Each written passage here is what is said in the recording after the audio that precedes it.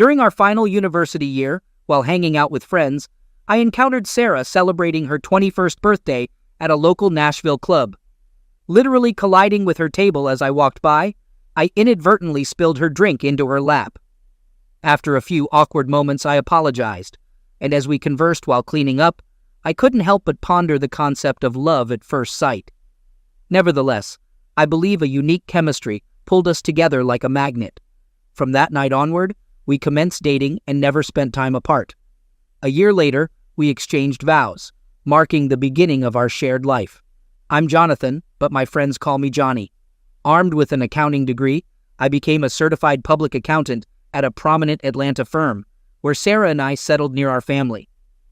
After gaining experience in the corporate realm, I ventured out to establish my own firm. Sarah, holding a business administration degree, supported me during the initial 2 years until the joyous news of our daughter, Angel's impending arrival. Our relationship mirrored a fairy tale, with an enduring love that persisted as we welcomed Angel into our lives. Over the subsequent decade, we embraced the routine of a typical family life, my focus on business growth, while Sarah managed household affairs and raised our daughter. Our bed life was a source of contentment, with a frequency of at least 3 times a week. Describing our connection as pure love, our feelings were deep and sensual. Avoiding experimentation or intense encounters out of mutual respect, we found joy in our shared experiences. Sarah found pleasure in lingual stimulation, a preference I gladly fulfilled, though she reserved lingual pleasure for special occasions, happening less than 10 times during our marriage. Content with our life, I refrained from pressuring her, cherishing the harmony in our relationship. Sarah's constant attentiveness, evident from the day we exchanged vows, manifested in kisses, hugs, and shared moments whenever we were together. The incredible closeness in our marriage filled every second with love. Despite friends' initial skepticism, claiming our affection wouldn't endure, they eventually recognized the uniqueness of our bond after a decade. When Angel turned 10, Sarah expressed her desire to return to work. With Angel's established routine and daily return from school at 3:30 p.m., Sarah conveyed her reluctance to stay at home daily, expressing a yearning to rejoin the workforce. After extensive discussions, we reached an agreement and formulated a plan to ensure Angel received the attention a 10-year-old girl needed. Sarah secured a position as a personal assistant to William, a lawyer 10 years her senior. The job's favorable hours allowed Sarah to be home by 4 o'clock every day, maintaining her presence for Angel. Our family grew stronger over time. Residing in a comfortable apartment within an upscale complex with country club membership, our financial stability allowed us to save for Angel's college and our retirement. We lived a blessed life, free from health, financial, and happiness concerns. As expected, our bed life underwent changes after a decade of marriage, slowing down from 3 to 4 times a week to only twice, typically on Friday and Saturday nights. While we became somewhat predictable, our love endured, and we continued to revel in our closeness. Sarah's unwavering attentiveness and displays of love persisted throughout the years, making our shared closeness more fulfilling than our physical expressions of love. Receiving spontaneous kisses and hugs, along with acknowledgement for her love, overwhelmed me. It constituted the most significant aspect of our marriage. I reciprocated the affection, but Sarah consistently ensured I understood the depth of her love. Angel joined the math club, staying after hours and returning home around 5 p.m. Simultaneously, Sarah began working late 2 nights a week, coinciding with Angel's schedule. We avoided leaving her alone at that age, ensuring our schedules matched. William, Sarah's boss, earned a promotion to senior partner in his father-in-law's firm. Consequently, Sarah worked a few extra hours on Tuesday and Thursday nights, returning home by 7 p.m. On these nights, I ensured dinner was ready for her after her long workday. Other than those 2 nights, everything in our marriage remained unchanged. My business was thriving, generating a good income as the company expanded to 45 employees. We became a well-known and respected accounting firm, becoming a target for acquisition or merger with larger firms in the area. At 15, Angel began contemplating college and her future. Sarah still worked for William and remained as attractive as when we first met. The years treated Sarah well, maintaining her slim figure, complemented by long, appealing legs and a shapely bum. Despite her attractiveness, She maintained a professional and conservative demeanor. Our lifestyle, deemed by some as boring, involved spending most of our time together at home, attending movies or family events with our daughter. We were always together as a family, never going out alone or without each other as a couple. I received a call from William, her boss, informing me that Sarah would be honored with an award at a banquet the next month, and both Angel and I were invited. I proudly accepted the invitation, revealing to Angel that her mother would receive an award for professional excellence. Since it was a surprise, they wanted us there, and usually these meetings were for staff only. We were asked to keep it a secret until the award ceremony. In the last 5 years since Sarah started working for William, she consistently delivered excellent work, contributing to her increased happiness at home and boosted self-esteem. I knew she worked hard and was well liked in her company, and now, hearing about their desire to show appreciation made Angel and me proud. Sarah informed us about an upcoming business meeting at the Ritz-Carlton downtown, where she had to work late and give a presentation to the entire company. She looked forward to it, having spent many hours preparing in the weeks leading up to the event. At the time, she was unaware of our invitation or her award, and Angel and I kept it a secret. We could hardly wait for the event and Sarah's award. I took Angel shopping for a new dress, and I bought a new suit to ensure she would be proud of her family at the award ceremony. Sarah wore a knee-length dress with a back cutout, balancing professionalism with showcasing her beautiful curves. At 37, she remained attractive and desirable. Before the limo picked her up to make arrangements for the meeting, Angel and I hugged her, wishing her luck for her evening presentation. With 2 hours to get ready after she left, we both dressed on time and left to be at the event. About 30 minutes before Sarah's presentation, one of the hosts greeted us, seating us at a central table with a clear view of the stage. Angel and I received special treatment, with everyone expressing their love for Sarah and delight in meeting us. We felt so welcome and happy to be there for our wife and mother. The lights in the audience dimmed as the introductions began. On stage, spotlights flickered as the first speaker introduced the firm's founder, the CEO, and then William, the senior partner.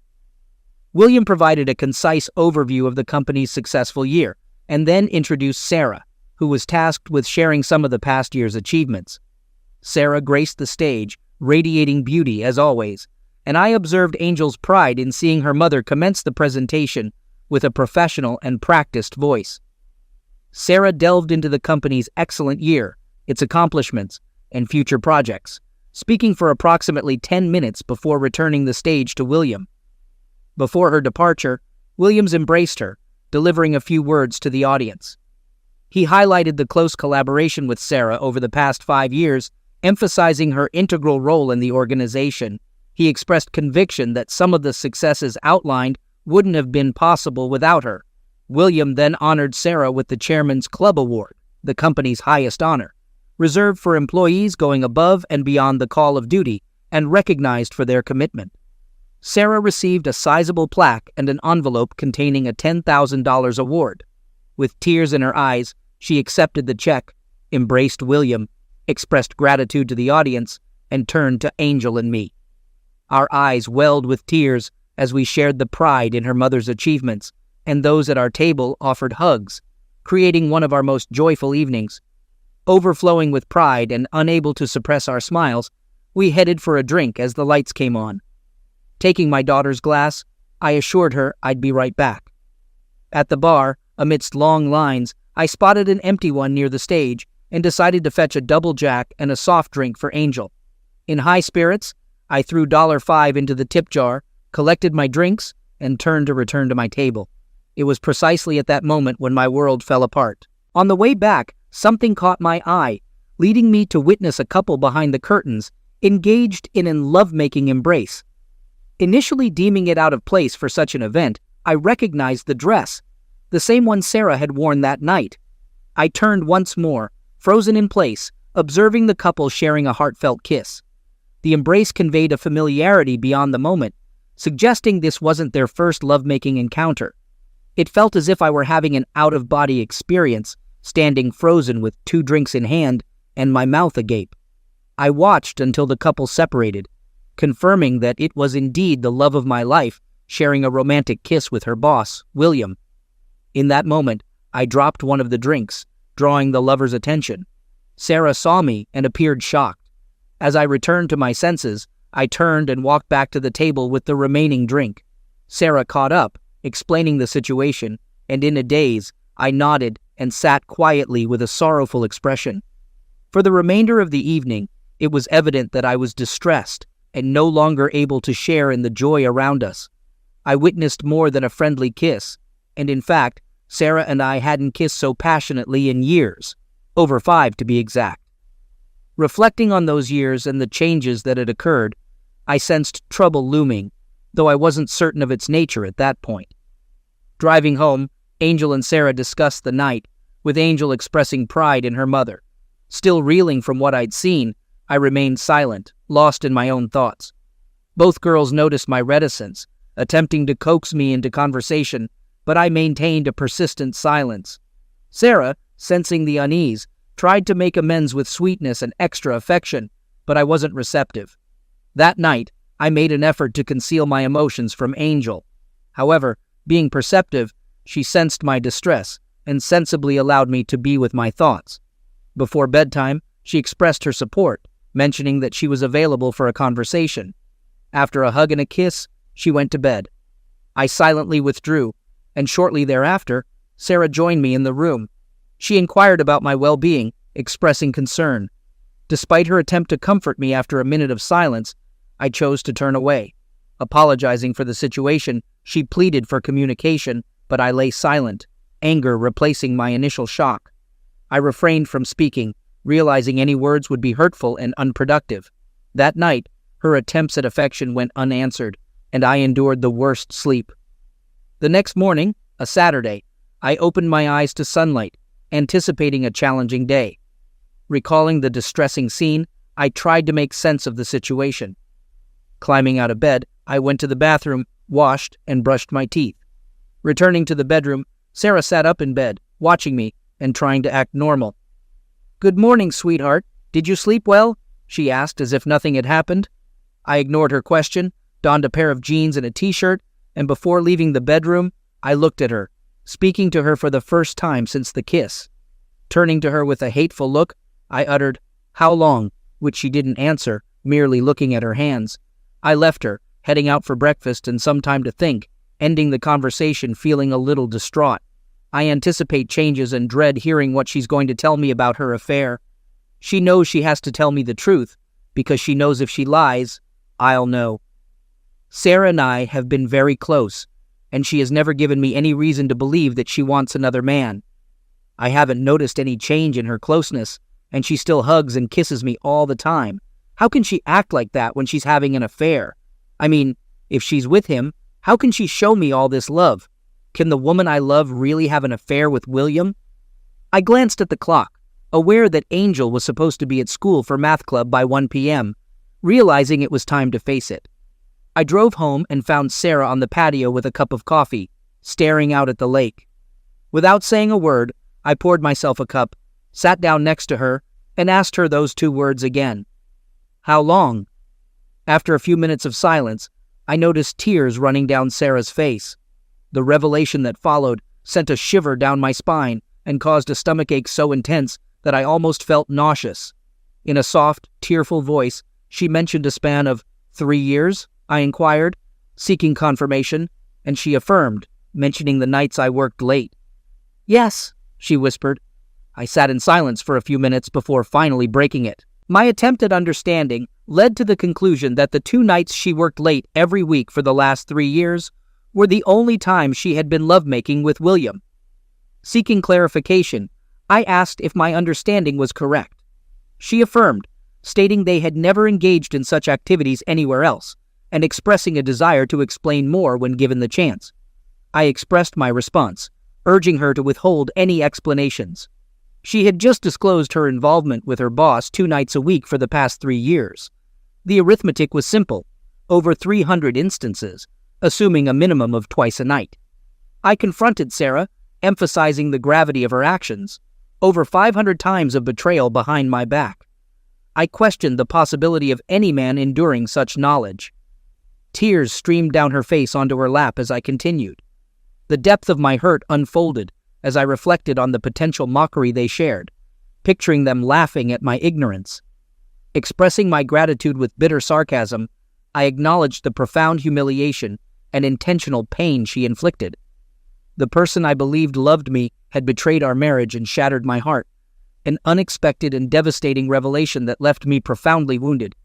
She insisted, saying it wasn't as it seemed. I didn't buy it.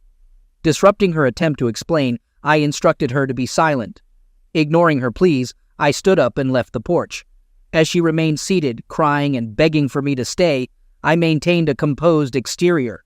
However, internally, I felt an explosion of emotions. To gain control over my turbulent feelings, I went for a ride. The sense of betrayal was unfamiliar and overwhelming, and I needed time to process her words and decide on my course of action. I needed to talk to someone, and the only family I had left was my brother Tony.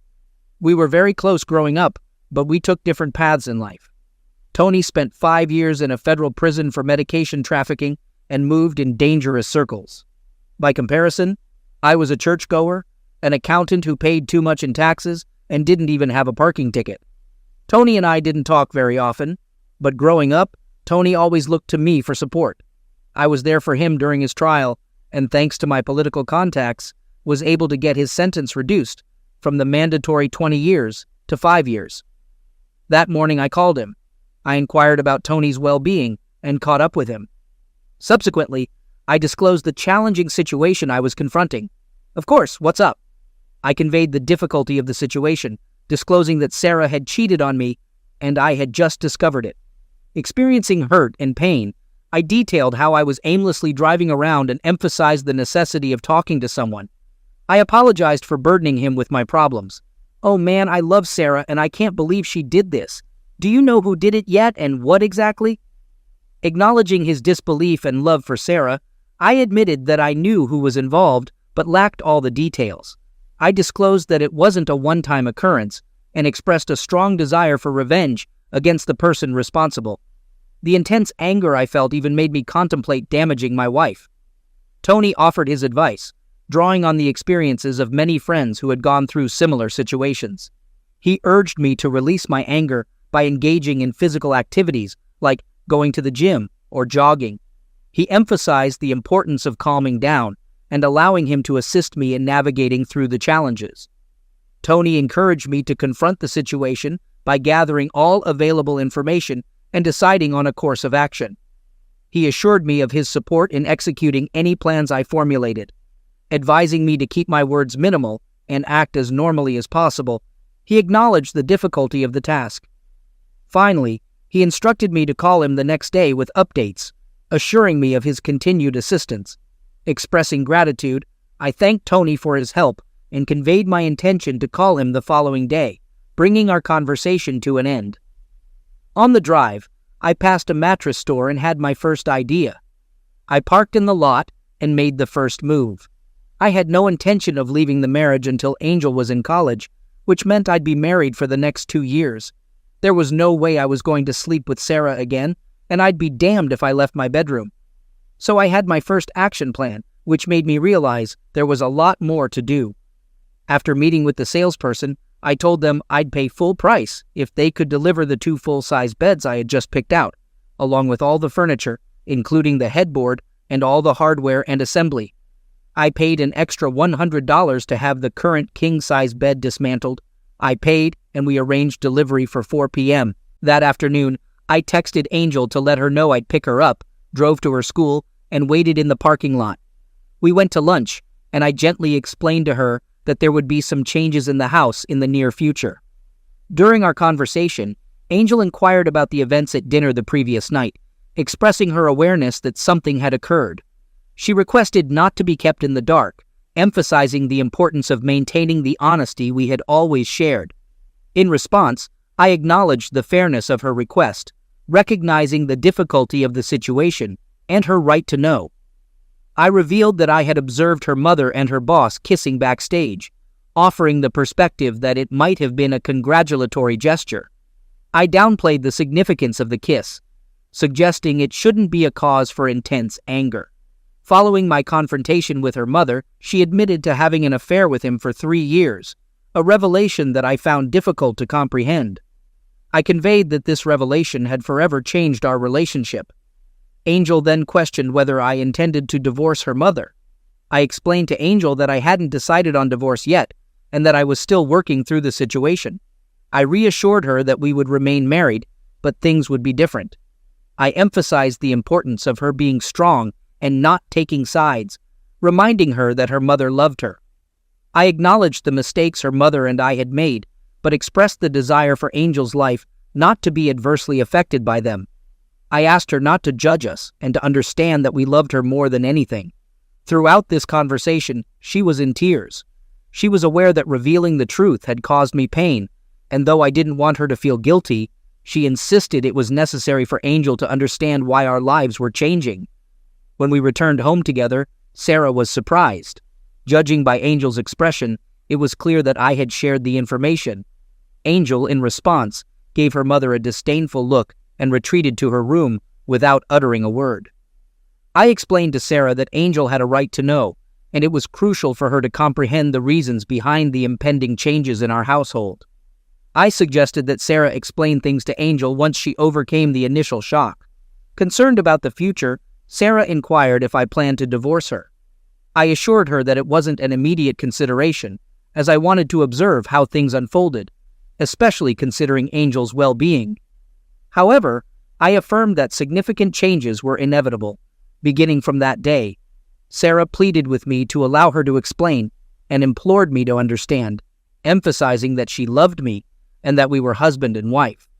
I confronted Sarah, pointing out that she had willingly engaged in an affair with William over 500 times without my knowledge. I expressed my disbelief that she believed there was anything she could say to gain acceptance from a self-respecting man. I questioned her perception of my strength and suggested that she hadn't thoroughly considered the consequences of her actions. I revealed that what truly hurt me was the loss of the closeness that I had once cherished and looked forward to. I declared that I could no longer share that closeness with her, and I conveyed the impact it would have on me emotionally. I stated that I would no longer go to bed with her or make love, and I expressed the sorrow I felt in losing the small gestures of affection like kisses and hugs. Acknowledging the inevitability of changes in our relationship due to her breach of marriage vows, I declared that, like her, I would no longer be faithful and would seek other lovers. This was a departure from my previous stance, as I had never considered such actions before. I concluded by asserting that she could continue seeing her lover because she would no longer receive anything from me. It was as if she had received a blow on the head and physically withdrew from my remarks. She lost her balance and dropped onto the couch. Startled, Sarah had obviously not realized the consequences of her infidelity. I communicated to Sarah that I couldn't agree to remain faithful after her betrayal, considering the magnitude of her actions. I expressed my intention to seek other relationships, a decision influenced by the pain caused by her cheating, lying, and infidelity. As the conversation unfolded, the doorbell rang, providing a timely interruption. I welcomed the installers who had arrived to remove our shared bed. I explained to Sarah that, as a result of our strained relationship, I had purchased 2 new beds to replace the old one. The installation process was already in progress. Sarah questioned the presence of the installers and the reason behind the changes. I clarified that since I had decided never to share a bed with her again, it wouldn't be fair for either of us to move into the guest room. Therefore, I had bought 2 separate beds. Our current bed was being removed, and new ones were being set up. I informed her about the option to exchange her mattress within 90 days if she didn't like the one I had chosen. In response to these revelations, Sarah inquired with surprise, "We're going to sleep in separate beds?" I explained to Sarah that it wouldn't be fair for either of us to give up our shared bedroom, especially since our closeness had come to an end. I expressed disbelief at the situation and the necessity for the changes that were taking place. In response, I reminded Sarah of her affair with her boss, emphasizing that it had occurred over 500 times behind my back. I watched as the men removed the bed we had shared for years, feeling a mix of pain and regret. The regret stemmed from being married to someone who had betrayed me so profoundly. The following day, I called my brother Tony, revealing the shocking truth about Sarah's affair with her boss. I expressed my astonishment at the revelation that she had been involved with him twice a week for the past 3 years, amounting to over 500 instances. I admitted to feeling blindsided and humiliated, uncertain about how to proceed. I sought information about the identity of the man involved in the affair. I disclosed to my brother Tony the identity of Sarah's boss, William Aston, and expressed my deep dissatisfaction with the situation. Tony sympathized, acknowledging the unfortunate circumstances. I then shared my desire for William to experience significant suffering for his role in the affair. Tony asked about my plans regarding Sarah, and I expressed my intention to divorce her once our daughter Angel was in college. I revealed my plan to make her life difficult until then, shutting her out and ensuring a lonely existence. I emphasized my determination to expose her actions and ruin her career if she attempted to initiate a divorce before Angel started college. Concerned for my well-being, Tony offered to take care of William Aston while I managed affairs at home. I cautioned him against engaging in any activities that could lead to legal trouble and insisted on handling my situation responsibly. Tony assured me that he understood and promised not to take actions that could jeopardize his own safety. We concluded the conversation with the understanding that we would talk again soon. The following weeks were stressful. At home, Sarah tried to engage me in conversation, but I refused to answer her more than a word or two. I could tell. She was frustrated and tried to help me forgive her, but I was still hurt, angry, and unyielding. I buried myself in work, came home late every night, and wasn't home on the weekends. Tensions were high, and everyone was walking on eggshells waiting for me to explode. When I came home one night after a long day at work, I found Sarah in her bed waiting to talk to me. After all these years of sleeping with the only woman I loved, I was now sleeping in a bed just a few feet away from my Sarah's. It was sad, and I wasn't sure how I was going to do this for the next 2 years, until Angel left for university. After my shower, and as I lay down in bed, Sarah initiated a conversation, asking about my day. I responded briefly with a simple, "Good." She expressed a desire to discuss some matters and acknowledged that she knew I wanted nothing to do with her. Despite that, she conveyed her love for me and expressed a willingness to make small improvements in our relationship. She proposed the idea of quitting her job, suggesting that we didn't need the extra money and that she could be more present for me. She asked for my thoughts on the matter. Despite my efforts to control my anger, her attempt to use terms of closeness triggered a rage in me. I sat up and spoke harshly, expressing indifference to her decisions and urging her to do whatever she wanted with her life. I made it clear that I no longer wanted any romantic involvement with her. Tears welled in my eyes as I conveyed the emotional impact of her actions. As I rolled over and rested my head on the pillow, I heard Sarah sobbing, realizing the depth of the pain I felt. She pleaded for an opportunity to talk, acknowledging the sorrow and regret she felt for her actions. She expressed her continued love for me, the anguish caused by our lack of physical connection, and the heartbreak from the perceived coldness between us. She confessed her uncertainty about how to fix the situation, but emphasized her desire to salvage the relationship. Sarah also mentioned the toxic tensions in the house and expressed concern for our daughter, Angel, who seemed affected by the strained atmosphere. She suggested the idea of counseling to find a way to coexist without hatred, urging me to consider it for Angel's sake, as her departure from the home was imminent. I sighed, acknowledging the fairness in Sarah's concern for Angel, realizing that our daughter was going through a difficult time.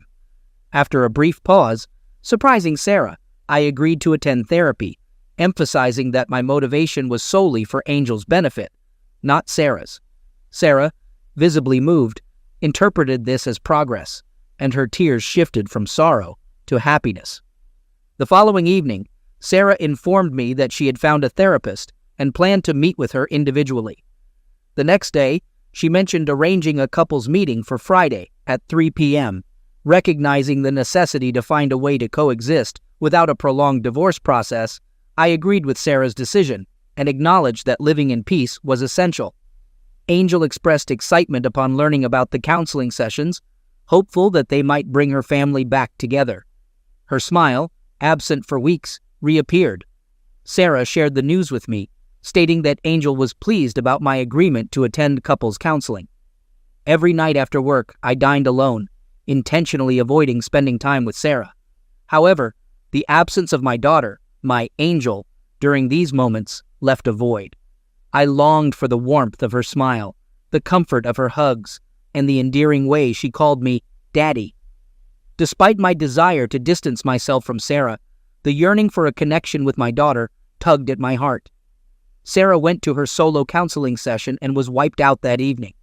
When I got home, I found that she had been crying, and I realized that it was probably hard to tell someone that they had cheated on our family for years. Somehow I had no sympathy or compassion for the woman who had broken my heart. My brother Tony called me later that week to tell me what was going on. He explained that he was still owed some favors from his former acquaintances, and that the debt they owed him was not in cash, but in favors for what he had done for them. He told me not to bother, that everything was in control. After contacting one of his associates, Tony explained the situation. They understood and told him they would take care of it and let him know when it was done. Tony explained that they did want to hurt him, and they wanted to leave it so he would remember it for the rest of his life. He left it in their hands, and he knew it was not going to be pretty. Tony gave them the man's name, the place where he worked, and his phone number. That was all they needed, I guess. When Sarah told William that I had found out about their affair, he was heartbroken. He loved Sarah and the way she made him feel. Apparently, they considered themselves a couple when they were together and shared their love during that brief time alone. After their affair became a habit, neither of them believed that their few hours a week could hurt anyone. They were simply two friends spending some time together. Both believed that their spouses never gave up anything or missed their love and time. It was only a few hours a week, and neither spouse missed their short time together. It was the perfect relationship that gave them the excitement and extra love that had been blunted by many years of marriage. After the initial meeting with Dr. Winters, the counselor, our session commenced. As expected, the counselor took the lead in initiating the conversation. She addressed me, expressing gratitude for my attendance, and acknowledged that Sarah had already shared her perspective during their meeting earlier in the week. Dr. Winters emphasized the importance of honesty in my responses and assured me that everything discussed during the sessions would remain confidential. She encouraged openness, reassuring me that nothing I said would be shocking to her. I nodded in acknowledgement, curious to see how the session would unfold. The counselor, Dr. Winters, prompted Sarah to share her intentions for the counseling sessions. Sarah, my unfaithful wife, turned her attention toward me, her eyes filled with tears, and expressed her desires. She conveyed a strong longing to communicate with me, rebuild our family, and restore the physical and emotional connection we once had. Her emotions were palpable, and I sensed the sincerity in her words. Although it was difficult to witness her pain over the loss of my love, I maintained composure, sitting quietly as she wiped her eyes with a handkerchief. When asked by the doctor about my goals for the sessions, I expressed a desire to eliminate the haunting significance of the number 500 from my thoughts. I noticed Sarah's reaction, a wince and averted gaze, as I mentioned the number. In response to Dr. Winters' confusion about the number's significance, I adopted a sarcastic tone, referencing Sarah's prior session with the counselor. I questioned Sarah about omitting this detail, prompting the counselor to request a more coherent explanation. I clarified that, being an accountant, numbers held particular importance to me. I revealed that, over the past 3 years, Sarah had engaged in lovemaking activities with William over 500 times without my knowledge. This revelation had left an indelible mark on my consciousness, making it the first thing that came to mind whenever the number 500 appeared. After each outburst, a period of silence ensued as emotions settled. The counselor, addressing me as Mr. Park, expressed understanding of my pain, but cautioned against using hurtful language. I offered an apology, acknowledging the necessity of expressing my pain and perspective. Sarah, in tears, repeated her apologies, and my anger subsided as I finally relaxed. In response to the counselor's question, I expressed a desire to find a path toward forgiveness for Sarah. My ultimate goal was to create a home devoid of hate and anger, especially for the sake of our daughter. I emphasized the need to live together in peace, recognizing the impact on our family. I thanked the counselor for the opportunity to share my sentiments. Over the next few weeks, I managed to speak in a friendly tone without the venom. Things at home were much better. Not good, but better. Angel was home more often. We went out to eat, went to the movies, went out with friends, and tried to be a normal couple. The only problem is that everyone noticed that there was no closeness between us at all. I never held her hand, we never kissed, and I never let her hug or touch me. Several friends asked Sarah what was wrong, because our affection was the exact opposite of what everyone had seen in the last 15 years. It was obvious that we were having a hard time, but we kept going. 2 weeks into our initial couples session, there was an intrusion at William's residence. Unidentified men entered, swiftly administered a beating without disclosing their motive, and promptly left. William was later taken to the hospital. Upon learning about William's incident, Sarah was thunderstruck, aware that I desired revenge and was somehow involved. That night, recounting how someone broke into her boss's house and attacked him, Sarah watched for a reaction. A small grin flitted across my face as I responded, "Wow, that's something," and resumed reading the book in front of me. Struck by my indifferent response, Sarah's inquiry about my feelings for William struck a nerve. Looking up, I glared at her and retorted, "Oh, I am so sorry your lover got hurt. Do you want me to send him flowers, or should we go see him, darling?" She looked away, and the conversation ended. Sarah sensed my responsibility for the incident and knew that expressing remorse for William could undo all the progress we had made. Earlier in the week, I received a text from Tony with a thumbs-up emoji marking our last contact for several months. As things cooled down, I wondered if the police would uncover their affair and question me about the attack, but that never transpired. The police put the report on an open case file and shifted their focus to other crimes. Several months passed, and as promised, I began dating and going out late. After Sarah quizzed me about my activities a few times, she realized she should mind her own business and avoid causing problems. I clarified that we were husband and wife in name only, cohabiting for the sake of our daughter. We eventually found a way to remain civil, and family life was improving. Sarah finally comprehended the extent of the hurt she had caused her husband, acknowledging the irreparable nature of the damage. To keep the family intact, I warned her that I would inform her family and friends about her affair and make her life unbearable if she pursued a divorce. Before Angel left for college, Sarah remained legally married but emotionally alone. She lacked someone to reciprocate the love she once gave through hugs, kisses, and affection, defining her relationships with 2 men.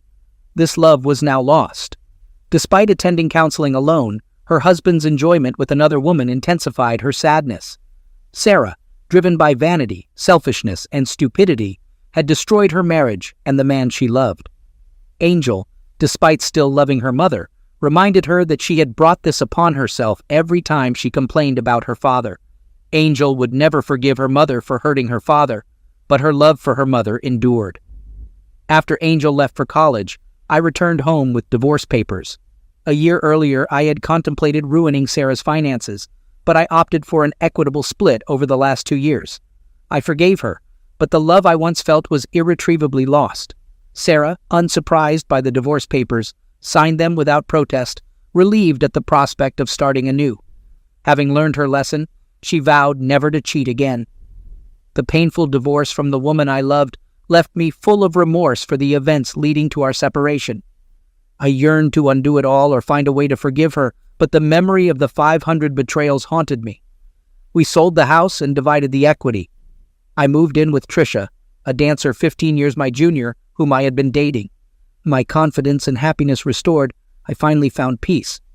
Sarah never abandoned hope for reconciliation and wept for weeks upon learning of my marriage to another woman. Unable to forgive herself for the damage caused by her selfishness and hubris, she dated but never recovered the lost love. Weight gain, faded looks, and bitterness characterized her lonely life. Angel and Sarah maintained closeness, but my communication with Sarah dwindled. She would never relive the love shared with her wonderful husband and bore the pain she inflicted on her loved ones. Ensuring Angel's college was funded, she became a psychologist, driven to help others. She now enjoys a happy married life. The lessons learned from this experience are profound. illustrating the lasting impact of a beautiful yet damaging past.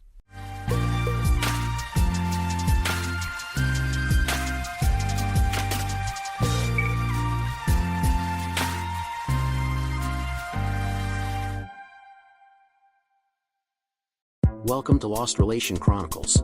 June 2nd, 2020. Honey, remember I'm having dinner with a couple of friends from work this evening. My wife mentioned as she hurried out the door to head to work. Okay, no problem. I'll find something for myself. Have a great time. See you later, sweetheart, I replied. My name is Ben Williams, and my wife, Kathy, and I have been married for 32 years. We have 2 grown children, our son, Robert, who's married to Teresa, and our daughter, Elizabeth. I feel incredibly lucky to have such a wonderful family. However, not everything is as perfect as it seems. June 9th, 2020. Kathy, who usually wakes up early to get ready for work, was still in bed. It was already 7:30. Honey, are you feeling okay? It's already 8:30. I asked her. No, I feel awful. I think I'm going to have to call in sick today, she replied. I went ahead and called her office, letting them know she was feeling under the weather and that we'd keep them updated on her condition. As the pandemic had been in full swing, we'd adapted our routines to stay safe. Kathy works for a large local construction company, which managed to stay busy despite the pandemic. She continued going into work each day, wore her mask, and tried her best to keep a safe distance from others. We were scheduled to get vaccinated in a few weeks.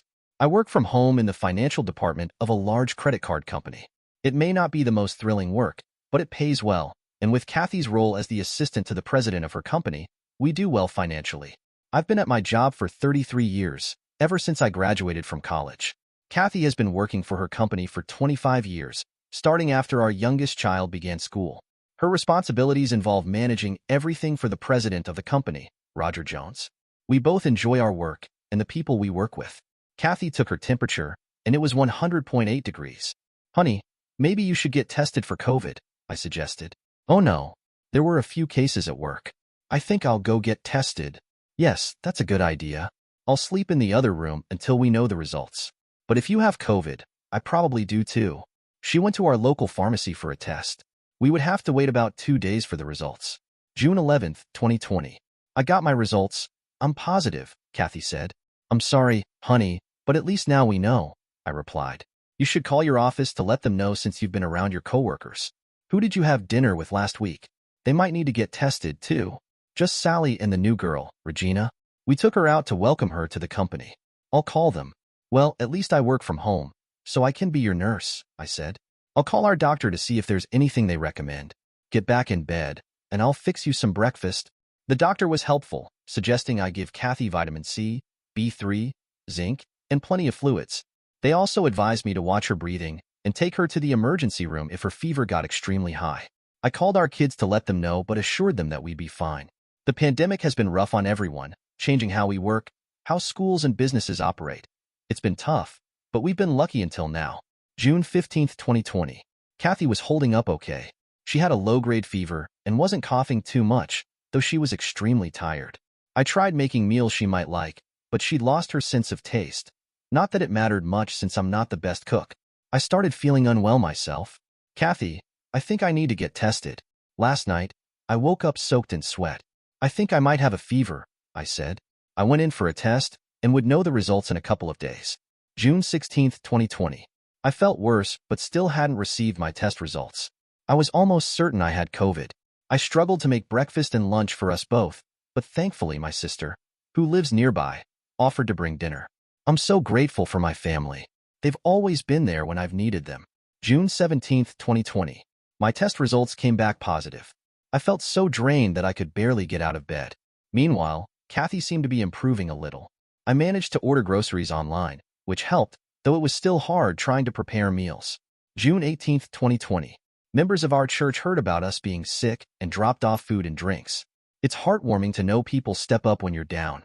I was still extremely tired, with a low-grade fever that wasn't spiking, but Kathy had gained a bit of energy. June 19th, 2020. Kathy was finally fever-free and feeling somewhat better. She was now taking care of me. I asked her how she thought she might have gotten COVID, and she said she wasn't sure. The phone rang, and I answered. It was Sally from Kathy's work, checking on us. I thanked her and asked if she was doing okay. She said she was fine, and mentioned she hadn't been out in public for a couple of months. I was surprised. Kathy had told me that she went out with Sally and the new employee, Regina. Trying to shake off my unease, I thanked Sally for her concern and asked if anyone else at the office had COVID. She mentioned that Roger, the company president, had been out for 14 days but would be returning soon. I felt a pit form in my stomach. Here I was, sick with COVID, and now dealing with the realization that Kathy had lied to me. As far as I knew, she'd never lied to me in all the years we've been together. But now, sick and feeling unsettled, I couldn't ignore the questions. Why did she lie, and what else might I not know? June 20th, 2020. I didn't sleep at all last night. I had to know. So, I sat down at my computer, pulled up our credit card accounts, and checked for any unusual activity. Kathy and I each had our own cards, and though I rarely checked hers, I had them set up to monitor because of a hacking incident a few years back. My hand shook as I opened her account. There it was, a charge from the Capital Inn on June 1st. The same night she claimed to be out for dinner with friends. The Capital Inn was 20 miles away. A storm of anger and disbelief surged through me. How could she do this? She was still at home, starting to feel better, completely unaware of what I'd found. When she came to check on me, she must have sensed something off. "You look worse than you did this morning," she noted. I just told her I needed to stay in bed and went to lie down in our son's room. She tried to bring me some soup, and although I wasn't hungry, I played along and pretended I wanted to sleep. After she closed the door, I lay there, feeling devastated and torn. As much as I wanted to confront her, I knew I needed her help to get through COVID. I still loved her, despite the hurt, and I knew I couldn't recover alone. June 21st, 2020. I woke up the next morning feeling worse, my fever higher than before. Kathy brought me some juice and a bagel, and I forced myself to eat a few bites as she sat there, watching me. Finally, I couldn't hold back any longer. "Kathy, how long have you been sleeping with Roger Jones?" Her face went pale and she stammered. Why would you think that? I love only you." "Well," I replied, "I know you went to the Capitol in the night you were supposedly out with Sally and Regina. Sally told me herself she wasn't with you." Kathy broke down into sobs and ran out of the room. At least she knew that I knew. I didn't have it in me to drag things out, to follow her or spy on her. That was never my style, and she knew it. She also knew that I expected the truth, no matter how painful it might be. A little while later, Kathy crept back into the room, her face still tear-streaked. "Are you ready to tell me about it?"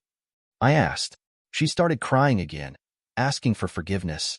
I'd had enough of sidestepping the issue. "Just tell me the truth, please. That's all I want," I said. "I think I deserve at least that." "You do?" She choked out between sobs. "There are no excuses. You're the love of my life. I've never thought otherwise. I know what I did was terrible, but you're the only one I want to be with. So where did things go off the rails in our marriage?" She broke down again, barely able to get the words out. "It wasn't meant to be anything more than something naughty." "Naughty?" I said, feeling my anger resurface. "Well, you could have told me. You know I would have done anything with you. I tried to introduce new things in our relationship, but you shut me down every time." "Why?" Kathy sniffled, trying to gather herself. "When Roger started spending more time with me, I felt more at ease. He's very intelligent and attractive, though no more handsome than you." I rolled my eyes. "I've worked for him for over 20 years, Kathy said, her voice barely above a whisper. "We know each other well, and we got comfortable. Over time, we grew closer, but it was never a reflection on you. There was never any criticism of you between us. You're my rock, and I love you deeply. Nothing could change that." "A fine way to show it," I replied, bitterness thick in my voice. "I'm sure you two had a good laugh at my expense." "No, never," she insisted, looking stricken. "I know I acted horribly, but you are my anchor, my true love. That's the truth. How long have you two been sneaking around? I'm done with this guessing game. Tell me the truth, or so help me God." "I will," she interrupted, her face crumbling. "The first time was 3 years ago." 3 years, I repeated, the words echoing hollowly in my head. "I'm such a fool." "No, you're not. It wasn't constant. We probably averaged once a month, right?" I said, feeling numb. "And here I thought you couldn't make this worse." I shook my head. "Just go. Let me sleep. We'll talk tomorrow." She stood for a moment, clearly wanting to reach out to me, but I turned my face away as she leaned down to kiss me. She left the room, softly shutting the door, her quiet sobs lingering long after she was gone. June 22nd, 2020. I've never felt this isolated. No kids around, and Kathy's presence only amplifies the loneliness. I keep replaying moments when Roger was there, acting friendly, respectful, even knowing what he was doing behind my back. I feel hollow and foolish, sick to my stomach from more than just COVID. Kathy knocked on the door, asking if I wanted breakfast, but I told her I wasn't hungry. She insisted on bringing in my vitamins, saying I needed them to recover. After she left, I tried to fall back asleep, but soon enough, she was back. Kathy has always been one to explain herself, to justify her decisions. This was no different. She stood by the bed, looking remorseful.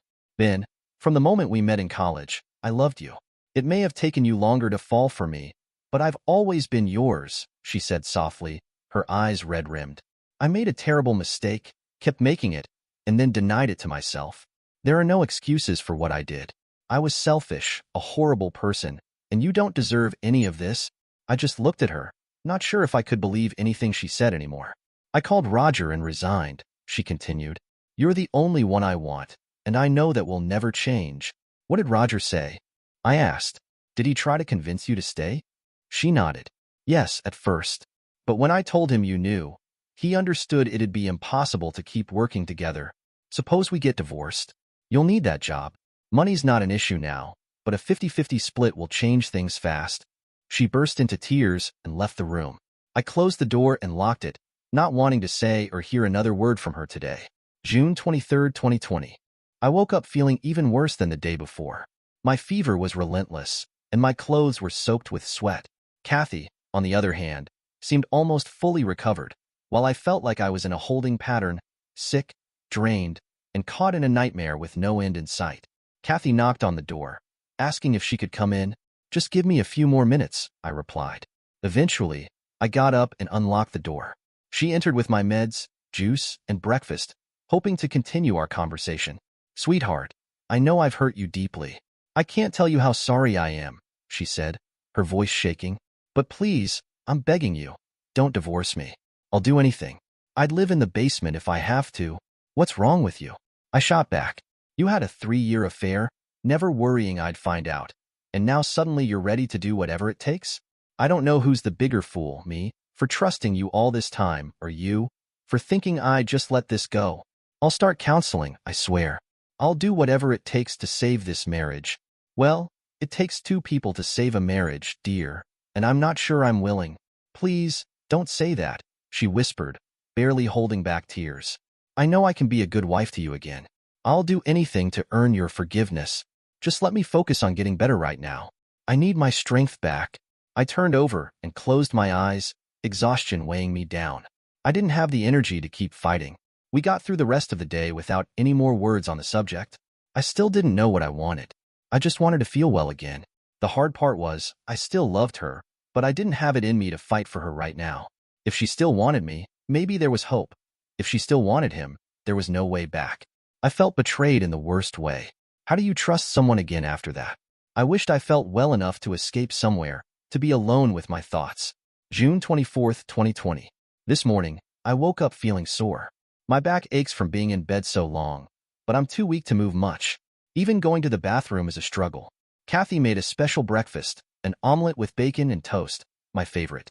I wish I could taste it, or even smell it. I tried to eat, but my appetite just isn't there. She urged me to finish, saying she'd make whatever I wanted. I'd say a one-way ticket to escape this mess, but that might be a bit much to ask. Kathy told me she had booked an appointment with a counselor highly recommended by Sally, who went through a rough patch with her husband a few years back. She and her husband both loved this counselor, she said, and Sally thought it could really help us. I paused. Kathy, does Sally know about you and Roger? Oh no, not at all. We were very discreet, she replied. Sally's pretty perceptive, though. You really think you managed to keep a 3-year affair hidden that well? Kathy looked down, sighing.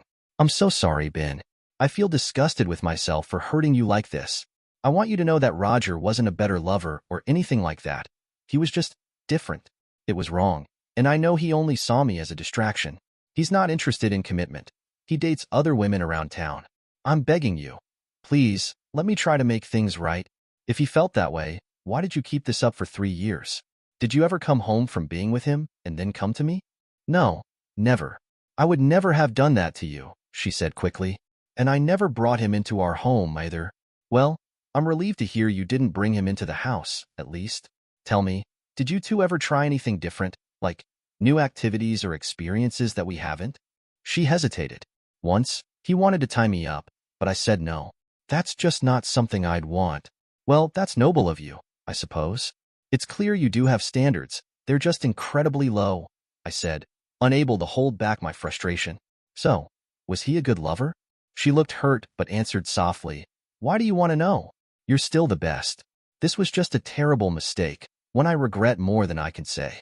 I was nothing more than a distraction to him. Please, forget him. I only want you.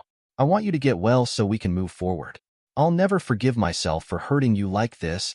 How would you feel if I'd had a 3-year affair with someone?" I asked. "I'd be hurt and furious," she admitted. "I don't blame you for feeling this way. I did an awful thing, and you deserve so much better. Please, I'm begging you to forgive me. I need some rest now. Good night."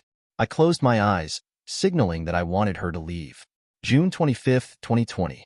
I woke up early this morning in intense pain, especially in my back, and was struggling to breathe. Even though it was only 5 a.m., I decided it was best to go to the emergency room. I managed to dress and get myself to the car, opting to drive alone since Kathy wouldn't be allowed in due to COVID protocols. When I arrived at the ER, the nurses and staff immediately hooked me up to an oxygen monitor and began checking my vitals. Breathing was painful. Every inhale and exhale felt like an effort. They performed an EKG, a chest X-ray, and then a CT scan to investigate my lungs. I was placed on a gurney to wait for results, grateful for how attentive and thorough the staff were. An ER doctor came in with the news: "I have blood clots in my lungs."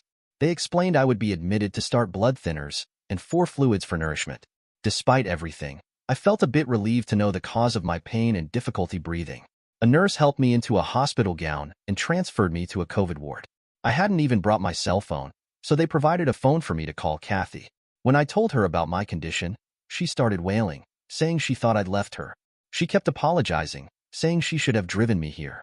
I reminded her that she wouldn't be allowed inside anyway, and told her I'd speak to her later, needing a break from her distress. Throughout the day, I was in and out of care with a steady stream of nurses, CNAs, doctors, and techs checking on me. The entire team has been so attentive. They're giving me medication and nutrition through IVs, which has made breathing a bit easier, though I still need supplemental oxygen. They encouraged me to eat, but I only had a small appetite, settling on some soup for lunch and chicken with rice for dinner. People often say hospital food is terrible, but my sense of taste has dulled so much, it doesn't matter. Kathy called back to apologize again and mentioned she had informed the kids. My son wanted to visit, but she told him visitors aren't allowed. I miss them deeply.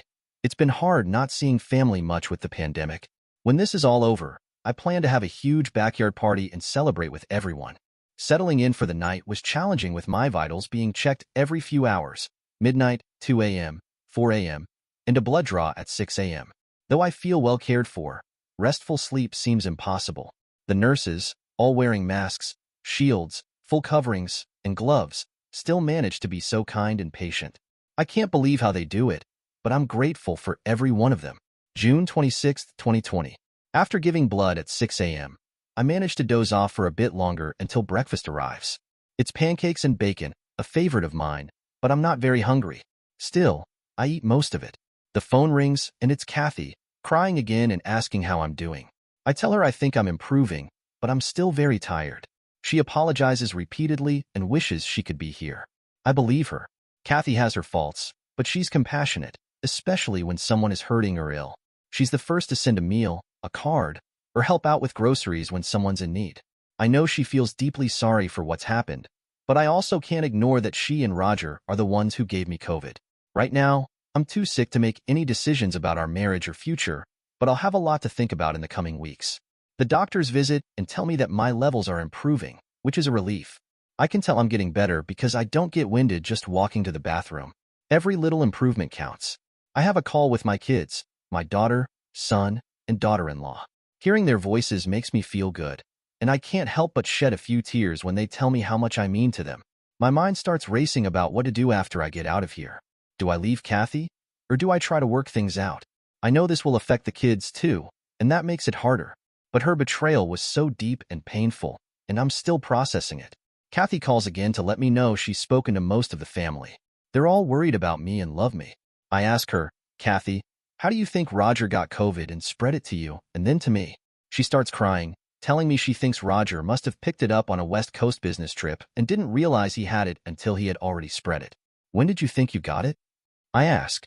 She responds, I was hoping it wasn't Roger, but he was the only one it could have been. She breaks down again, and I end the call. I'm so tired, but sleep is hard to come by. I doze in and out, with the TV on in the background. I only want to watch something light or sports. Everything else just makes me feel worse. Even sports is getting caught up in politics now, and I think to myself, can we just play the game? I know I need sleep, and I'm hoping I can get some rest tonight. Tomorrow, I'll think more about everything. June 27, 2020. Code Blue echoed through the hospital, and doctors and nurses rushed into the room as the patient struggled to breathe. Ben Williams passed away at 1:45 a.m. on June 27, 2020, from complications related to COVID-19 caused by a blood clot in his lung. Despite efforts to save him, he could not be revived. July 1, 2020. The church was filled to its capacity, with people outside trying to hear the service. Mourners had come from near and far to pay their last respects to Ben and offer support to his wife and family. The day was a beautiful early spring day, and it was touching to see how much Ben had meant to so many. He likely never realized the impact he had on others, but they certainly remembered the kindness he had shown them. His daughter, son, and daughter-in-law were there, while his wife, who was almost in a catatonic state, had been medicated and advised to stay home. It was unclear how many people knew about her secret, as Ben had never revealed it before his passing, and it seemed unlikely anyone else did either. Kathy lived for another 22 years, but withdrew from the world, becoming reclusive. She didn't have to return to work, thanks to Ben's life insurance policy and investments. However, she was never truly the same after his death. Her only joy came from spending time with her children, grandchildren, and one great-grandchild. Though she felt deep sorrow for losing Ben, she was also grateful for the many years they had shared together. Roger never faced the consequences while Ben was alive, but complications from his bout with COVID did not let him live long enough. A year after Ben's death, he died of multiple organ failure. Karma? Maybe, maybe not. Dear listeners, please share your thoughts in the comments section below, and don't forget to like, share, and subscribe. The evening began with my wife receiving a call from her friend, who had recently switched jobs to a company that apparently paid better. She seemed excited to introduce us to her new colleagues and asked if we could join her for an outing. According to her, there would be a mix of people, friends of friends, as she put it, and she didn't want to show up alone. My wife asked her when and where this was happening, and her friend replied, "Tonight. I'll send you the location so you can join us." It all sounded last minute to me. I had planned to spend a quiet evening at home with a beer, but my wife quickly shot that down. "Don't be such a bore," she said. "Come on, it might be fun. We could even meet some new people." I wasn't thrilled, but I agreed. Sometimes you go along just to keep the peace. We arrived at a place called Pink Freund, an outdoor bar bustling with people. The atmosphere was different from what I'm used to. It was a hipster spot, with eclectic decor and groups of young professionals chatting over cocktails and craft beers. I could tell immediately that I wasn't in my element, but I've learned to roll with these situations. My wife spotted her friend quickly, and we joined the group. Introductions followed, and I did my part, shaking hands, exchanging pleasantries. One guy in particular stood out. He had a certain energy about him and was commanding the group's attention with a story he was telling. I listened as he spoke, gauging the kind of person he might be. As the evening progressed, I noticed something peculiar. This guy, let's call him Mr. Charmer, kept looking at my wife. At first, I thought it was just polite eye contact as part of the conversation, but it became increasingly obvious that he was staring. Not in a casual way either, his gaze lingered just a bit too long, and his expressions gave away more than he probably realized. I'm not the type to jump to conclusions, but there's a fine line between being sociable and being disrespectful. I decided to address it directly. Interrupting his story, I looked at him and asked, "Is there a problem?" He seemed caught off guard for a second but quickly recovered. "No problem at all," he replied, smirking. Then, as if to challenge me further, he asked, "So, are you two together?" The audacity of the question made me pause, but I answered firmly, yes, we're husband and wife. That should have ended it right there, but instead, he rolled his eyes and muttered, got it. No questions. His tone was dismissive, almost mocking. I didn't appreciate the attitude, but I let it slide for the moment. Picking a fight in a public place wasn't my style. Later, as the group continued mingling, I noticed Mr. Chalmers' behavior hadn't changed. His eyes kept drifting back to my wife, despite her not engaging with him more than anyone else in the group. It was subtle but persistent, and it didn't sit well with me. I kept an eye on him, not because I felt threatened, but because I believe in drawing boundaries. If someone crosses a line, it's important to address it decisively. The evening wore on, and the conversation shifted to lighter topics. People were laughing, sharing stories, and the tension seemed to ease a bit. My wife was enjoying herself, chatting with her friend and a few others. I stuck to my role as the observant outsider, participating when necessary, but mostly taking in the dynamics of the group. Despite the annoyance Mr. Chalmers had caused earlier, I reminded myself that we were here to support my wife's friend. That was the priority, and I wasn't about to let one individual ruin the evening. Eventually, people started wrapping things up. Some exchanged numbers, others made vague promises to meet again. The group began to disperse, and we prepared to leave as well. I noticed Mr. Chalmers giving my wife one last look before he left with another group. It was subtle but enough to confirm my earlier observations. I didn't say anything at the time. There was no point in stirring the pot when the evening was already coming to an end. By the time we got to the car, I felt a mix of irritation and relief. The night had been uneventful overall, but Mr. Chalmers' behavior lingered in my mind. Still, we came for my wife's friend, and we saw it through. As far as I was concerned, that's what mattered most. We drove home, ready to put the evening behind us. The drive home started in relative silence, but the events of the evening still lingered in my mind. I broke the quiet, saying, "It went fine overall, but that guy really got under my skin." "Did you see the way he rolled his eyes when I told him we were married?" My wife, who seemed unbothered, shrugged. "Come on," she said, "I'm a beautiful woman. Of course, I'm going to get attention. Every woman likes it, to some extent." That response didn't sit well with me. "So, you enjoyed it?" I asked bluntly, shooting her a sharp look. Her expression shifted slightly, and she replied, "No, of course not. That's not what I meant. I just think you're overreacting. It's nothing to get worked up about." I didn't press the issue further, but her response didn't exactly put my mind at ease. I focused on the road while she seemed lost in thought. Then, out of nowhere, she said, "You know, I've been thinking about changing jobs." That caught my attention. "Changing jobs? What brought that on?" I asked. She explained that her friend's recent move to a new company had inspired her. "They have an open position," she added, "and I think it's time for a change." "What do you think?" I considered her words carefully. "Well, if you think it's the right move, then go for it," I said. "But have you looked into the details? What's the pay like? When's the interview?" She smiled, seeming relieved that I was on board. "The interview is tomorrow," she said. "It's not exactly a formal interview, though. They're coming to the house." That made me pause. "To the house?" I repeated, trying to wrap my head around the idea. "That's unusual, isn't it? Shouldn't you be going to their office instead?" She waved off my concerns. "It's a favor. My friend recommended me, so they're making it easy for me. This way, we can keep everything relaxed and under control," she said confidently. "Besides, it'll save us time and effort. All we need to do is make sure the house looks good for when they arrive." Her logic was sound enough, but something about the arrangement still felt off to me. I'm used to things being done the proper way, and this just didn't align with that. "All right," I said after a moment's thought. "But if they're coming here, we'll need to get the place ready. What time are they showing up?" She gave me a time and reassured me that everything would go smoothly.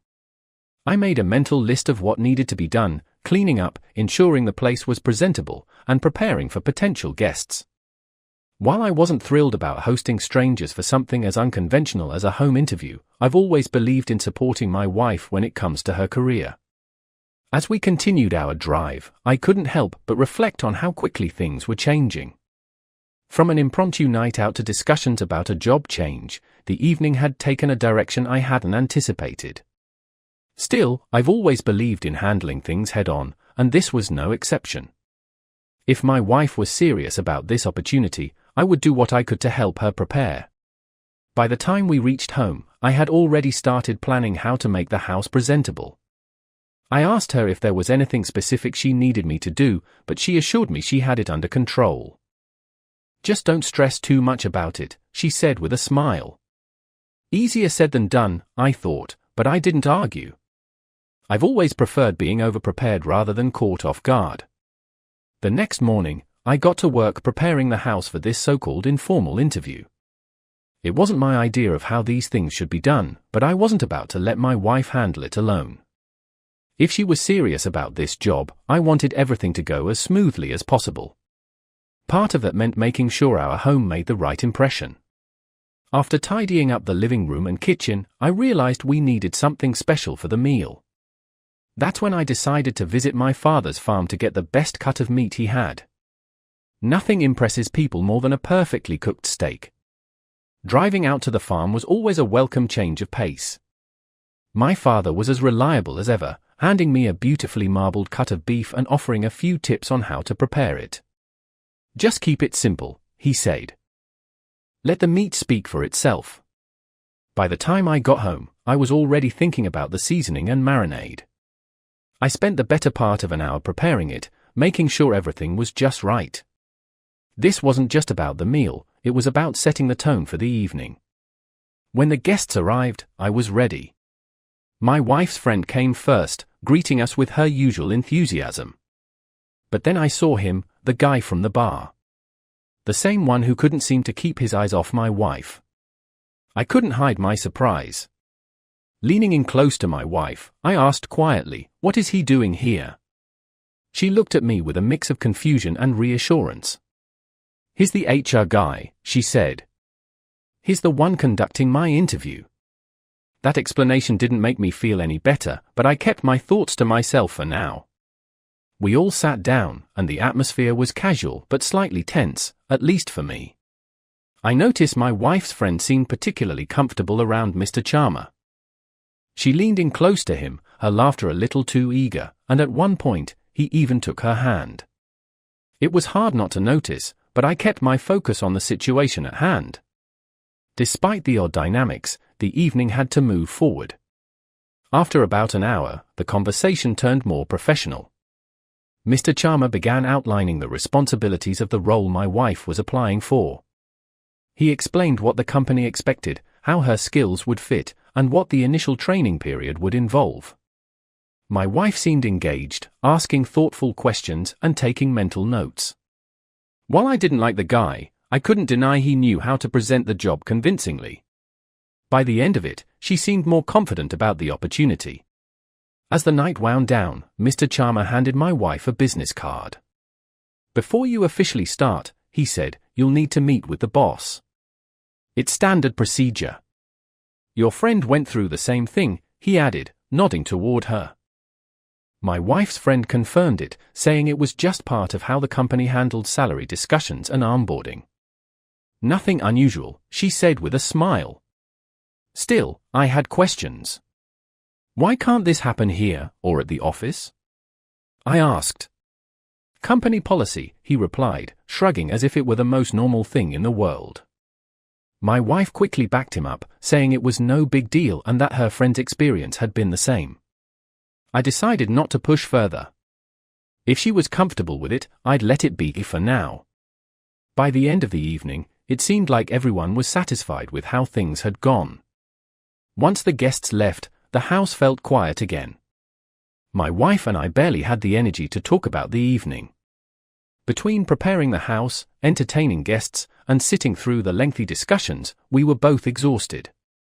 We cleaned up just enough to avoid a mess in the morning, then headed straight to bed. It had been a long day, and we needed the rest.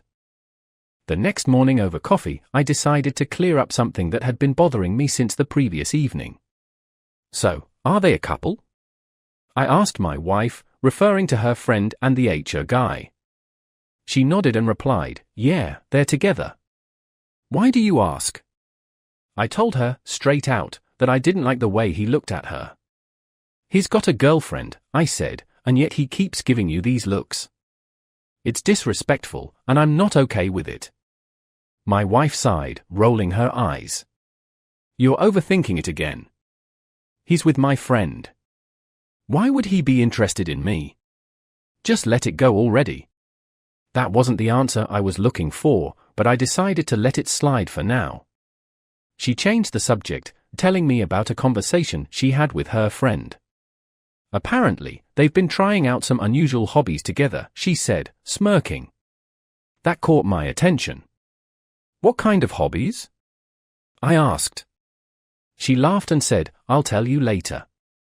I've got to get ready. Today's the meeting with the boss."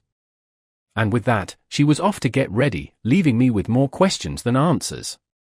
As she left the house with Mr. Charmer to meet her potential employer, I called up one of my close friends to talk about the whole situation. We often shared stories about work and life, and this felt like something I needed an outside perspective on.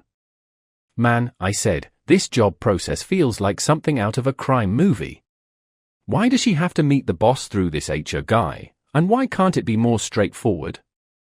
My friend chuckled and said, "That's corporate life for you.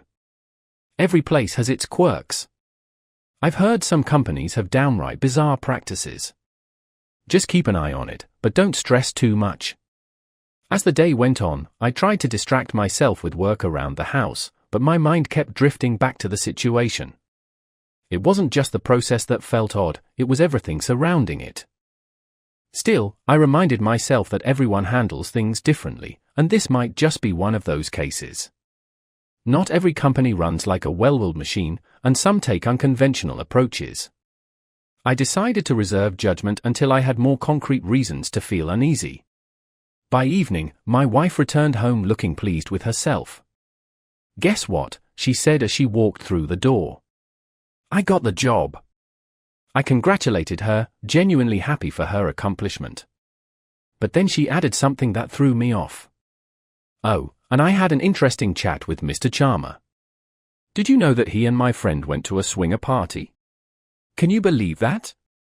I stared at her, dumbfounded. "What did I tell you about keeping your distance from that guy?" I said firmly. She shrugged. "It's not like I'm interested in him. We just talked while driving back. And besides, he's with my friend." That wasn't the reassurance I needed. To make matters worse, she continued, "They're actually inviting us to try it out sometime." I raised an eyebrow. "Does your friend even know he's asking us?" She nodded. Of course. It was her idea too. I didn't even need to think about my answer. "No," I said flatly. "That's not happening."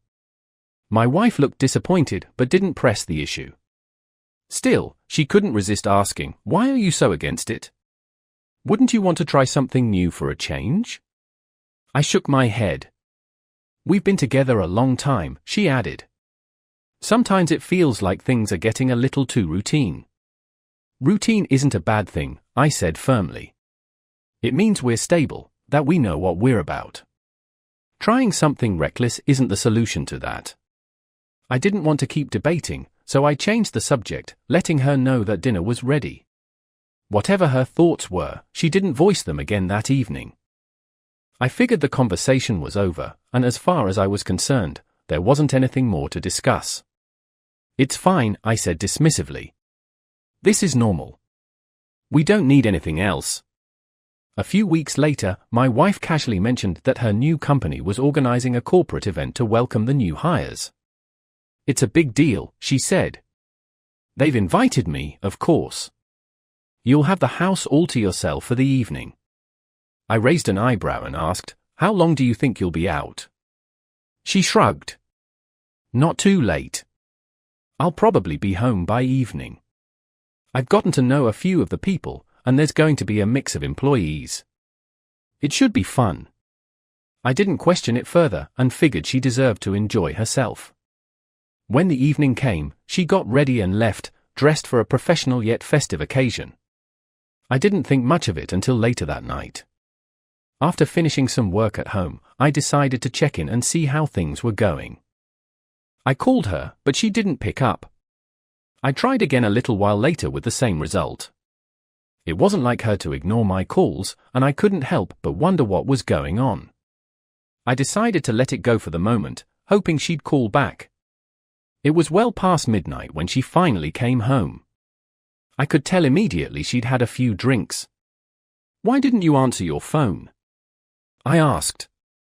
She laughed, a little too casually, and said, "Oh, you wouldn't believe it. Things got a little crazy. Guess what? That HR guy and my friend are planning this huge swinger party." I stared at her, trying to process what she'd just said. "You've got to be kidding me," I replied. "And you better not think about going to that." She raised her hands defensively. "Relax," she said.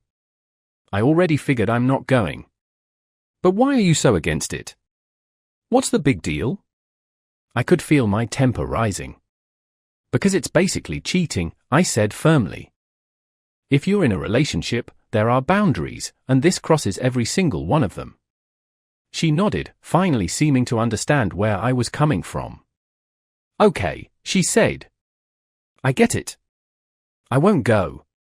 The conversation seemed to settle, but then she brought up something else. "By the way," she said, "my friend's birthday is coming up soon. She and her boyfriend want to plan a big surprise for it. I've been helping out with the details."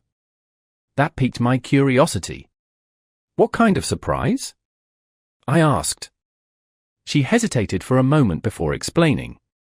"They're very particular about keeping it secret. He's super cautious and even has her check his phone. So, we'll probably meet somewhere neutral to finalize the plans." That didn't sit well with me. "You want me to come along?" I asked. If anything suspicious was going on, I wanted to be there to see it for myself. But she shook her head. "It'll probably be after work," she said. "We'll need someone to cover for us if anything comes up. Don't worry, I'll fill you in on everything afterward." I didn't like the idea of her meeting him without me, but I also knew pressing the issue would only create more tension. "Fine," I said. "But keep me in the loop." She nodded, promising that everything would go smoothly. Still, I couldn't shake the feeling that there was more to the story than she was letting on. For now, though, I decided to let it go. "So, that's the plan," she said with a small smile. "Most likely, we'll handle it after work. I'll need someone to cover for me, just in case. But don't worry, I'll let you know everything afterward." Over the next few weeks, my wife began staying late at work more often than usual. Each time she came home, she had a detailed explanation for her delay. She'd go on about the plans they were putting together and how everything had to be perfect. At first, I didn't think much of it. Her reasoning seemed plausible, and she had a way of making it all sound so convincing. But as the days went by, I couldn't ignore the growing frequency of these late nights. Something about it just didn't sit right with me. One morning, I noticed something peculiar. My wife got up, moved around the house with her usual energy, and seemed completely fine. But when she returned from the bathroom, her walk was different, a slight limp that hadn't been there before. I asked her casually, "Everything all right? You're walking a bit funny." She brushed it off with a quick "I'm fine, nothing to worry about," and went on with her routine.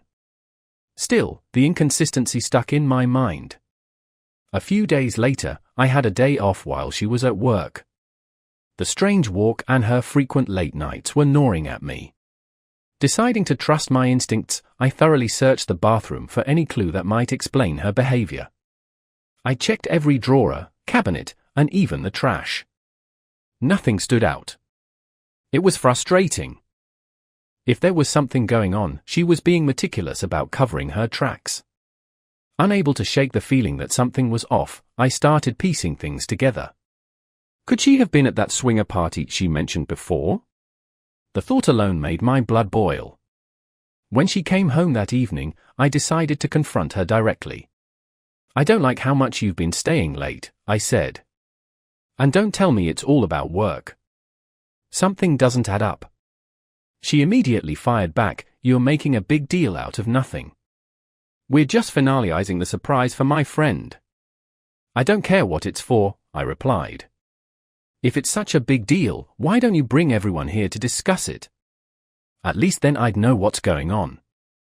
She sighed, visibly irritated. "Why does it matter to you so much? Do you really think I'm doing something behind your back?" Her tone was sharp, and I could feel the tension building. "The timing just doesn't make sense," I said. "If everything's above board, why the secrecy? And by the way, when exactly was that party? Are you sure you weren't there?" She threw her hands up in frustration. "The party was ages ago, and for your information, I wasn't there. I was at my mother's. Call her if you don't believe me." Taking her challenge, I did just that. I called her mother, who confirmed that my wife had indeed spent that night at her place. While her explanation seemed solid, it didn't erase the lingering doubts in my mind. If everything was fine, why did it all feel so off? My wife's expression when I hung up the phone told me everything I needed to know. She was furious. She stormed off to the bedroom without another word. The door shut firmly behind her, leaving me in silence. I could hear her moving around as she got ready for bed. The air between us was thick with unresolved tension. I stayed in the living room for a while, letting her cool off. By the time I went to bed, she was already asleep, her back turned to my side of the bed. Whatever peace we had before the argument was gone, replaced by a wall of frustration and mistrust. I knew this wasn't the end of it, but for now, she had made her stance clear. By the next morning, I realized that confronting my wife directly wasn't getting me anywhere. If I wanted answers, I needed to take a more subtle approach. My first thought was to check her gadgets. She always kept her phone with her, making it nearly impossible to access. But her laptop? That was another story. I knew her accounts were synced, so if there was anything suspicious, I might find it there. While she was out, I sat down at the desk and opened her laptop, methodically combing through her emails, messages, and saved files. To my frustration, everything looked clean. No questionable emails, no strange messages, nothing at all that seemed out of place. The lack of evidence didn't reassure me, in fact, it raised more questions. It was as if she had gone out of her way to ensure there was no trace of anything. I closed the laptop and leaned back in my chair, trying to figure out my next move. Later that evening, when she came home and went to bed early, I saw an opportunity to check her phone. Quietly, I slipped it from her nightstand and unlocked it, feeling a pang of guilt, but knowing it was the only way to put my doubts to rest. As I scrolled through her messages, I noticed something odd. There were no conversations with the HR guy. Not a single text, which struck me as highly unusual considering how much time she claimed to spend planning things with him. If they had been working together on anything, there should have been at least some kind of correspondence. It was as if she had deliberately deleted their entire chat history. That in itself was suspicious.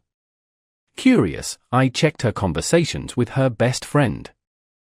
Most of it seemed normal, casual chats about their day-to-day lives. But one particular exchange caught my eye. Her friend had mentioned that her boyfriend had been working late a lot recently. My wife's response was brief, saying she didn't know anything about it. This stood out to me. If she had been working with him so closely, surely she'd have something more to say. The whole thing felt off. What added to my unease was another message from her friend saying she was sick and staying home for a while. This didn't line up with what my wife had told me earlier about helping plan a big surprise. If her friend was unwell, wouldn't she have mentioned it? Why go through all the trouble of organizing something if the recipient wasn't even fully involved? The details didn't add up, and the more I thought about it, the more convinced I became that there was more to this story. After locking her phone and placing it back on the nightstand, I sat in the living room, trying to piece everything together. The clean laptop, the deleted messages, and the inconsistencies in her conversations all painted a picture that didn't make sense. I couldn't shake the feeling that she was hiding something, and the lengths she seemed to be going to cover her tracks only deepened my suspicions. I started thinking about the one person who might have more answers, her friend. If anyone knew what was really going on, it would be her. After all, they'd been close for years, and my wife often shared things with her that she didn't always tell me. If there was a missing piece to this puzzle, it might lie in their conversations or plans. By the time morning rolled around, I had made up my mind. I needed to talk to her friend directly. Confronting my wife again would only lead to more evasive answers or arguments. Instead, I decided to reach out to her friend and see if she'd be willing to meet. It was the only way to get a clearer picture of what was happening, and I was determined to find out the truth. With that plan in place, I started thinking about how to approach the conversation without raising suspicion. That morning, after my wife left for work, walking with that same strange limp, I decided it was time to act. I drove to her friend's house, determined to get some answers. When she opened the door, she seemed surprised to see me. "What's going on?" she asked. I told her we needed to talk, and she invited me in. We sat down at the kitchen table, and I got straight to the point. "It's about your boyfriend," I said. She gave me a curious look and asked what I meant. I explained everything, how my wife had been staying late, claiming to plan a surprise for her birthday, but that her behavior didn't add up. I told her I had checked my wife's phone and found their chats completely erased. "That raised some red flags for me," I said. "I think she's having an affair with your boyfriend." Her expression shifted, and for a moment, she looked like she might agree. "You know," she said hesitantly, "I've had my suspicions too." That was all the confirmation I needed to dig deeper. "Do you have access to any of his devices?" I asked. "If you do, we might be able to find something concrete." She nodded, saying she knew the password to his backup phone and could get it for me. A few minutes later, she returned with the device and handed it over. "Here," she said. "Let's see if there's anything." I unlocked it and began scrolling through the messages. What I found was worse than I had imagined. The conversations between him and my wife weren't just about planning a surprise, they were blatantly inappropriate. It was clear they had been seeing each other behind our backs. But the messages didn't stop there. He had even asked my wife about keeping condoms in a special place where I'd never think to look. I glanced up at her friend, who was reading over my shoulder. She looked as horrified as I felt. As if that wasn't enough, the messages revealed that my wife had attended a swinger party, one her friend didn't even know about. "This is insane," she muttered. "I didn't even know about that." The betrayal was deeper than either of us had anticipated. I took a deep breath, trying to process it all. "Do you want to get back at them?" I asked her. She nodded immediately, anger flashing in her eyes. "All right," I said. "What do you have on him? Anything we can use?" She thought for a moment before mentioning that they had exchanged texts complaining about his boss, even making derogatory comments that could easily get him in trouble. She also mentioned he had 2 strikes at work already. "Let's check his gallery," I suggested, and she opened it. What we found there was a jackpot. Among the videos were recordings from a swinger party, not the one my wife's friend had attended, but another one entirely. The most damning part? He had filmed his boss's wife participating in the event. "This is it," I said, feeling a grim sense of satisfaction. "This is the leverage we need." I told her to back up the videos and keep them safe. "Don't do anything yet," I added. "I'll tell you when the time is right. For now, act like everything is normal." She agreed, saying, "Okay. I'll wait for your signal." With the plan in place, I left her house, my mind racing. There was still a lot to process, but at least now I had the tools to take control of the situation. For the first time in weeks, I felt like I was a step ahead. By the time I arrived home, I had already decided what to say if my wife asked where I'd been. Sure enough, the question came as soon as I walked through the door. "Where were you?" she asked, her tone casual but curious. "Fixing the car," I replied, keeping my voice steady. She nodded, seemingly satisfied with the answer, and went about her evening routine. I stayed quiet, observing her movements, and waited for the right moment. The next morning, she followed her usual pattern, getting up, heading to the bathroom, and eventually stepping out to leave for work. But once again, I noticed that strange limp in her walk. This time, I felt certain I knew what was causing it. My suspicions had been building for days, and now, I was ready to confront her. "Stop right there," I called out, my voice firm. She froze and turned to look at me, startled. "Why are you yelling?" she asked. "What's wrong with you?" I didn't waste time with explanations. "Jump," I demanded. She stared at me, utterly confused. "What are you talking about?" "I'm not doing that," she said, her voice tinged with defiance. "If you care at all about saving this marriage," I snapped, "then jump. Right now." Her expression shifted, a mix of disbelief and fear crossing her face. She hesitated for a moment but eventually complied, giving a small hop. That's when it happened. A cascade of used and normal condoms spilled out from under her clothing, landing on the floor in front of us. The sight was both surreal and infuriating. She scrambled to explain, her voice rising in desperation. "You've got it all wrong," she said. These are balloons. For a party." Her excuse was so absurd that I couldn't help but stare at her in disbelief. "Balloons?" I repeated. "You expect me to believe that? This is the most ridiculous thing I've ever heard." Her face turned red, whether from embarrassment or anger, I couldn't tell. But I was done listening to excuses. "Congratulations," I said coldly. "We're getting a divorce." The words hit her like a slap, and she immediately began to panic. She launched into a full-blown tantrum, shouting and pleading, trying to shift the blame onto me. "You're overreacting," she screamed. "It's not what you think." I wasn't interested in hearing any more lies. "Save it," I said sharply.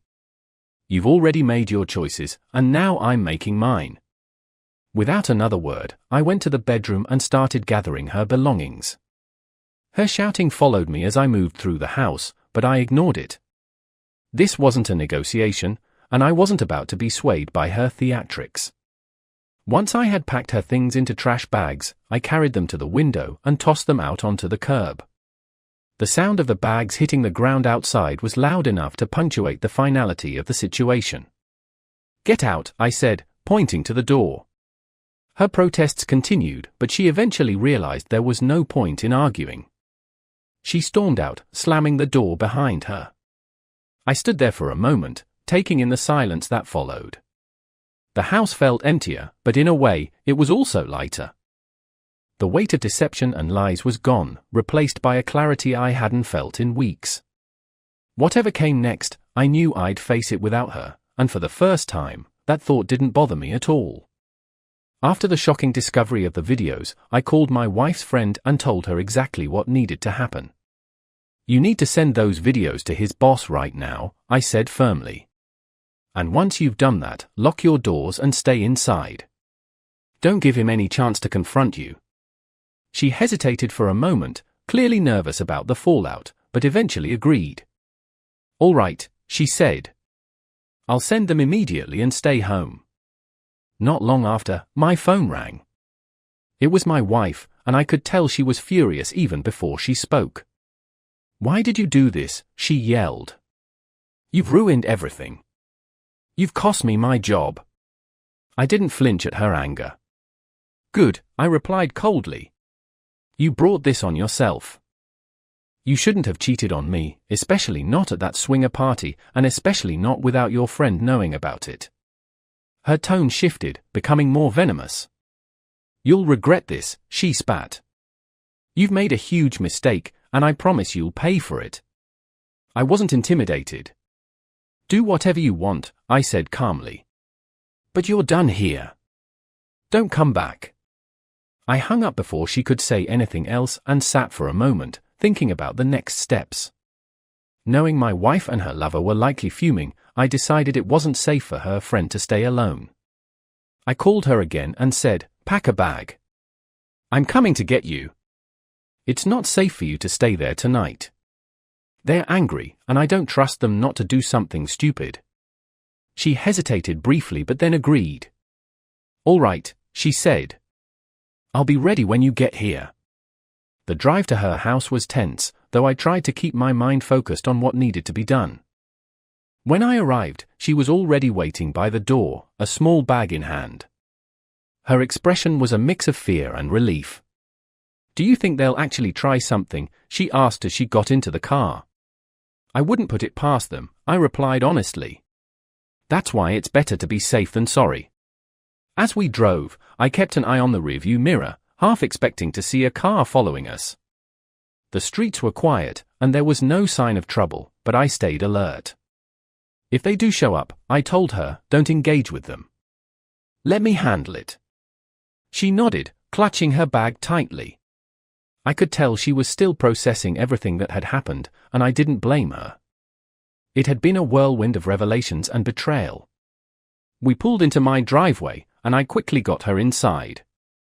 "You'll stay here tonight," I said as I locked the door behind us. "It's safer this way. I don't want to take any chances." She thanked me, her voice shaky but sincere. "I appreciate it," she said. "I just didn't think things would escalate like this." "Neither did I admitted. "But here we are. The important thing is that you're safe, and we have the evidence we need to deal with this properly." She nodded, finally starting to relax a little. I showed her to the guest room and told her to make herself comfortable. For now, the storm had passed, but I knew there was still more to come. The next day began with an uneasy calm that didn't last long. Around mid-morning, I heard loud banging on the front door. When I looked out the window, I saw my wife standing there with her lover. She was shouting, demanding that I come outside to face them. "We need to talk," she yelled. I stayed calm, refusing to give in to the chaos brewing outside. "I'm not coming out," I said firmly through the door. "Leave my property." Her lover wasn't interested in talking. After a few more moments of shouting, he grabbed a crowbar and started smashing the front window. The sound of glass shattering echoed through the house. My instincts kicked in immediately. I turned to my wife's friend, who was still in the guest room. "Stay here and lock the door," I told her. "Don't come out until I say it's safe." She nodded, fear etched on her face, and I closed the door behind her. Grabbing my pistol from its secure spot, I moved toward the living room where the commotion was coming from. By the time I got there, the lover had already climbed through the broken window and was standing in my home, his face twisted with anger. "You've got a lot of nerve," he spat, advancing toward me. "I'm going to beat you senseless for what you've done." I held up the pistol, keeping my voice steady. "Stop right there," I warned. "If you take another step, I will shoot." For a moment, he paused, as if weighing his options. My wife stood behind him, screaming for him to stop, but he ignored her. Instead, he lunged toward me, his aggression overriding any sense of self-preservation. The shot rang out before I even had time to think. He stumbled back, clutching his abdomen, and collapsed onto the floor. The sound of his groans filled the room as blood began pooling beneath him. My wife's screams grew louder, filled with a mix of anger and panic. "What have you done?" she shrieked, rushing toward him. I didn't lower the pistol until I was certain he was no longer a threat. Calmly, I reached for my phone and called the police. "A man just broke into my home and attacked me," I explained. "I had to defend myself. He's injured and needs medical attention."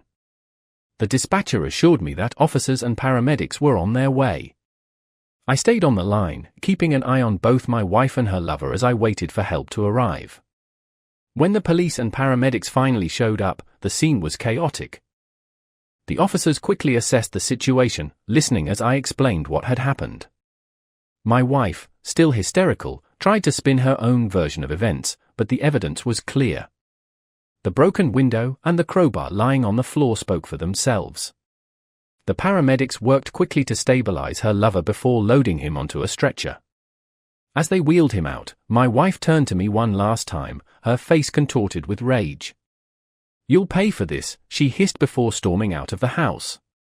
I watched as she disappeared down the street, her shouts fading into the distance. Inside, the house fell silent once more, but the weight of what had happened lingered heavily in the air.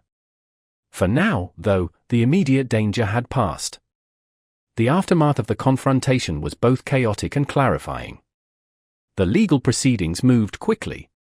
Given the clear evidence, the court found my actions justified. It was ruled that I had acted in self-defense, defending both my property and myself. As for my wife's lover, he wasn't so lucky. Breaking into my home and attempting to attack me earned him a conviction. He was sentenced to time behind bars, which gave me a sense of closure on that chapter.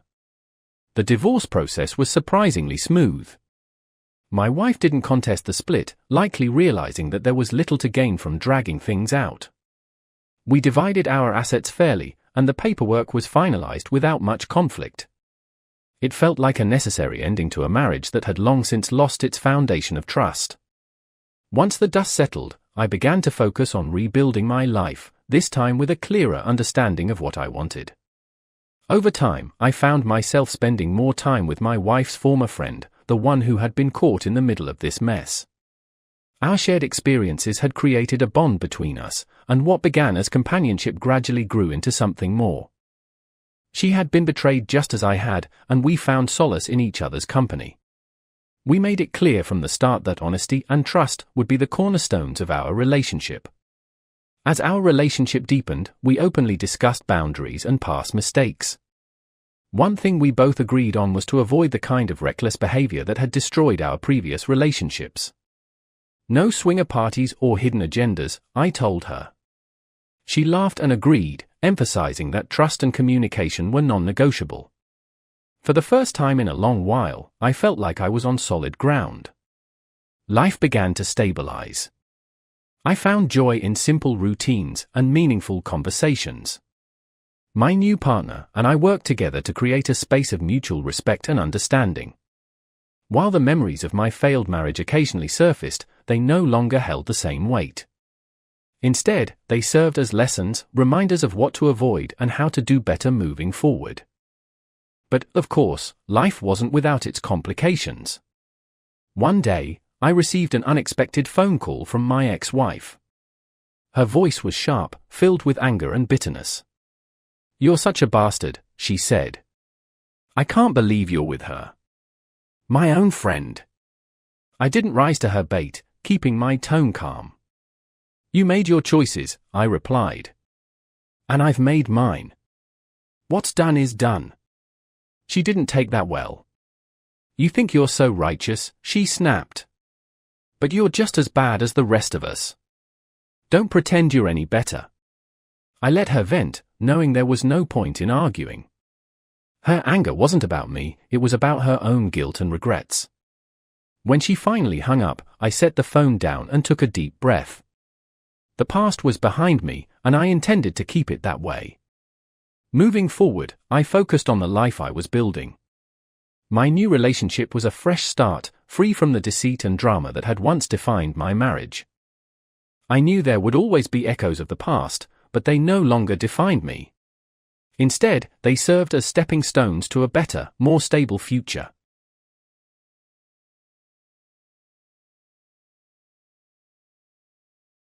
Welcome to Lost Relation Chronicles. I'll never forget that day. The second I walked through the door, something felt wrong. The air was still, like the calm before a storm, but I could hear a faint murmur from upstairs. My heart dropped, and I climbed the stairs, each step heavier than the last. I couldn't ignore the voices, hushed but unmistakable, coming from our bedroom. The bedroom Kathy and I had shared for 3 years. I pushed the door open, and there they were, Kathy, tangled up with her ex-husband. My blood ran cold as I stared at them, disbelief and anger twisting together in my chest. The second I saw them, something inside me snapped. I didn't even remember making the decision. I was just suddenly on top of him, Roger tried to back away, hands up, but I grabbed him by the shirt and threw him against the wall. His face was pale, his eyes wide, but I didn't care. I could feel every ounce of betrayal and fury pouring out of me, every blow fueled by the realization that my wife, the woman I'd given everything to, had betrayed me with him. He stammered out a few words, maybe trying to apologize or beg, but I cut him off with a fist to his jaw, then another to his gut. I didn't even care if he fought back. I didn't care about the pain in my knuckles, didn't care if I was going too far. All I wanted was for him to understand, to feel even a fraction of what he'd taken from me. At some point, Kathy screamed, but it barely registered. The only sound I heard was my own breathing, ragged and deep, as I grabbed him again, pushing him toward the door. "Get out," I spat, my voice so low and filled with rage I barely recognized it. He stumbled, a hand to his bruised face, before bolting out, looking back only once before he disappeared. When he was gone, I stood there, chest heaving, fists clenched so tight they hurt. It was like a dam had broken, and as the adrenaline drained, I looked at Kathy. She stood there, silent and pale, the reality of what she'd done hanging heavy in the air. The silence that followed was colder than anything I'd ever felt. I didn't say anything. I just started grabbing her clothes, her things, every single thing that belonged to her, and throwing them out on the street. She tried to stop me, but I ignored her, locked in some instinct to cleanse every part of our life together that felt like a lie. When I was done, I called my mother and told her to come get Kathy. She had nowhere else to go, and frankly, I didn't care. I needed her gone from my life, out of our home, because there was nothing left to say. She'd broken something inside me that day, something I don't think could ever be put back together. As I watched her things scattered across the lawn, I knew that whatever we'd had was over. The woman I thought I knew wasn't there anymore, and I couldn't pretend otherwise. When Nancy arrived, she looked around at the mess on the lawn. Kathy's clothes, her shoes, boxes of her things scattered everywhere. She took one look at me, then at the door, and I could see the confusion and worry in her eyes. But she hadn't said a word yet. "Ben," she started cautiously, her voice laced with worry. "What's going on? Where's Kathy?" I took a deep breath, feeling the weight of it all, then met her gaze. "Nancy," I said, my voice low. I caught her, in our bed with Roger. The shock on her face was immediate. She took a step back, her hand covering her mouth as her eyes widened in disbelief. With Roger?" Her voice was barely above a whisper, as if saying it out loud would make it worse. I nodded, jaw tight. "I walked in and found them, Nancy. In my bed." I kicked him out and threw her things on the street. She looked down at Kathy's belongings strewn across the lawn, the reality of it all sinking in. "Oh, Ben, I had no idea. I can't believe she would do this. Not to you." Her words felt like an echo of my own thoughts, each one digging a little deeper. "Believe it, Nancy. I saw it with my own eyes," I replied, trying to keep my voice steady. "I don't know what's worse, her doing this or having to see it for myself." She shook her head, still in shock. "I don't know what to say. I can't excuse what she did. I thought," she trailed off, looking at me with something between shame and heartbreak. "I thought she loved you." "I thought so too," I replied bitterly, "but I guess I was wrong. And I need her out, Nancy. I can't look at her, can't look at any of it anymore." Nancy reached out, her hand shaking as she put it on my shoulder. "I'll take her, Ben. I'll talk to her. I'll do whatever needs to be done. I'm so sorry this happened. You didn't deserve this." I just nodded, swallowing down the anger and pain. "Just get her out of here, Nancy. Please." She nodded back, taking one last look at the house before she turned to gather Kathy's things. The next morning, I was in a lawyer's office, sitting across from a man who looked like he'd been through enough divorces to know how this was going to go. His office was clean, efficient, cold, really, like he'd cut emotions out of the equation a long time ago. He barely had a chance to introduce himself before I started to explain what I wanted and what happened. "I need this done quickly. No delays, no negotiations," I said firmly, leaning forward.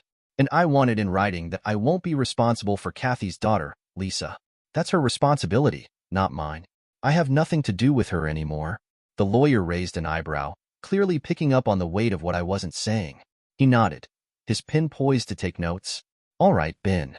I understand. So, we're talking about a no-fault divorce with a clean split of assets and no further financial responsibility on your end, particularly regarding her daughter." "Exactly," I replied. "I'm done. Whatever Kathy needs to take, fine. I just want it over with. He nodded, making notes. Given what you've told me, we can definitely expedite things, especially with no children or shared assets to complicate it further. If Kathy's cooperative, we could have this finalized fairly quickly. Good, I said, my voice low. The sooner, the better. The lawyer looked at me with a kind of measured sympathy, not pushing for more details. We'll get this going right away. If anything needs your review or signature, my assistant will contact you. I stood up, shaking his hand firmly, already halfway out the door in my mind. Thank you, I muttered, barely looking back. 3 days later, the papers were served. I knew the moment it happened because my phone lit up with call after call from Kathy. I ignored the first few, letting them go to voicemail, but when she kept calling, I finally picked up, bracing myself. As soon as I answered, her voice exploded on the other end. You think you can just throw me out like garbage bin? She screamed. You've ruined my life. How dare you file for divorce and throw my daughter out on the street? You heartless scumsucker. I stayed silent, letting her words spill out while I hit the record button on my phone. I knew better than to respond, but it only made her angrier. You're not getting away with this, she hissed. You think you're so tough, Ben? I'll make your life hell. Don't sleep too comfortably. You never know what might happen to you. Maybe I'll be the last person you ever see. Her voice was venomous, each word dripping with malice. I let her threats keep coming, every word captured. After a few more minutes of her ranting, I couldn't take it anymore. Kathy, I'm done. Stop calling me, I said calmly, then hung up. For a moment, I just sat there, staring at the phone in my hand. Her threats echoed in my mind, and I felt a chill run down my spine. But I took a deep breath, knowing I'd done the right thing by recording it all. The day of the meeting came, and I found myself sitting across the conference table from Kathy and her lawyer. She avoided my gaze, her jaw tight with a barely hidden scowl, while her lawyer looked ready to negotiate. He cleared his throat, looking at some notes. So, we're proposing an alternative arrangement. Given Kathy's financial situation, she requests a monthly maintenance payment. Additionally, we believe it's in Lisa's best interest for you, Ben, to assume some responsibility for her care. After all, she's lived in your household, and it would be disruptive for her to have to relocate. I could hardly believe what I was hearing. I looked at my lawyer, who nodded at me to go ahead. I took a deep breath, leaned forward, and locked eyes with Kathy. Kathy, let's get something straight. I'm not paying you a dime in maintenance. As for Lisa, she's not my responsibility. She never once considered me her father, and I've got no sympathy for her, not anymore. That's between you and Roger. Lisa is your and your ex-husband's problem, not mine. Legally, he is still her father. Kathy's voice took on a pleading tone, her eyes glistening as she looked at me. What am I supposed to tell Lisa, Ben? That her father won't take care of her? That you're abandoning her? I felt a wave of anger rise up, but I held it in, keeping my tone even. Tell her whatever you want, Kathy. But you and I both know the truth. I'm not her father. I was never her father, and Lisa made that very clear from day one. She never accepted me in that role, so don't turn this around now like I'm abandoning her. Kathy's expression shifted, realizing her attempt at guilt-tripping wasn't working. But she lived with us, Ben. You were part of her life whether she wanted it or not. Exactly, I replied, my voice firm. And during that time, she didn't want anything to do with me. I wasn't the father she wanted. That was always Roger. And that's fine, but you don't get to change the story now that it's convenient. Kathy opened her mouth to argue, but I raised a hand. You made choices, Kathy, and so did Lisa. I respected those choices, but now I'm making mine. You and Lisa wanted Roger in that role? Fine, but I'm out. Kathy finally looked up at me, anger flashing in her eyes, but she didn't respond. Her lawyer shifted in his seat, clearly at a loss for words. My lawyer nodded, making notes, and calmly stated, I think that's clear. Let's move forward with the original terms, and Ben will not assume any financial responsibility for Kathy or her daughter. Kathy was seething, her anger almost palpable, but I didn't care. I was ready to close this chapter and leave them both in the past. In court, Kathy tried to put on a whole new act. She told the judge that she was devastated over her mistake and that she wanted to save our marriage. She claimed she'd been desperate for counseling and willing to make amends, but that I had been the one unwilling to work things out. It almost sounded believable, even to me, until she tried to take it a step further. Her tone shifted, becoming more pointed as she glanced over at me. And honestly, Your Honor, Ben was difficult to live with, she said, her voice taking on a note of feigned vulnerability. He could be verbally aggressive and intimidating. Sometimes I felt genuinely unsafe around him. I felt a surge of anger rise up but kept my composure, knowing the truth would come out. My lawyer leaned over and whispered, "Stay calm. She's digging her own grave." The judge looked at Kathy, eyebrows raised, his skepticism clear. "Ms. Harlow, you said you wanted to save your marriage, that you sought counseling and reconciliation," he said slowly, eyeing her closely. "And now you're saying you felt unsafe and that Mr. Carson was abusive?" Kathy shifted uncomfortably, realizing the trap she'd walked into, but she tried to press on. "Yes, I mean, I thought if we could get help, maybe he would change. I just wanted him to be different." The judge's expression didn't soften. "Did you ever file a police complaint or seek assistance from anyone regarding this alleged abuse?" Kathy hesitated, her face paling. "No, I thought we could handle it privately." The judge sighed, looking unimpressed. "So, just to be clear, you're claiming that you were in fear of Mr. Carson, yet you wanted him back and never filed a single complaint?" Kathy was silent, the weight of her lie exposed. The judge glanced at me and then looked back at her. "Ms. Harlow, I'm granting the divorce as originally filed. This court does not look favorably upon dishonesty, especially in matters as serious as these." I let out a breath I didn't realize I'd been holding. Grateful the judge saw right through her performance. It was over, the truth was out, and soon enough, I'd finally be free. 3 months after the divorce was finalized, I thought I was finally free of Kathy and the mess she had brought into my life. But that night, as I sat alone in my house, I heard a strange noise coming from the kitchen.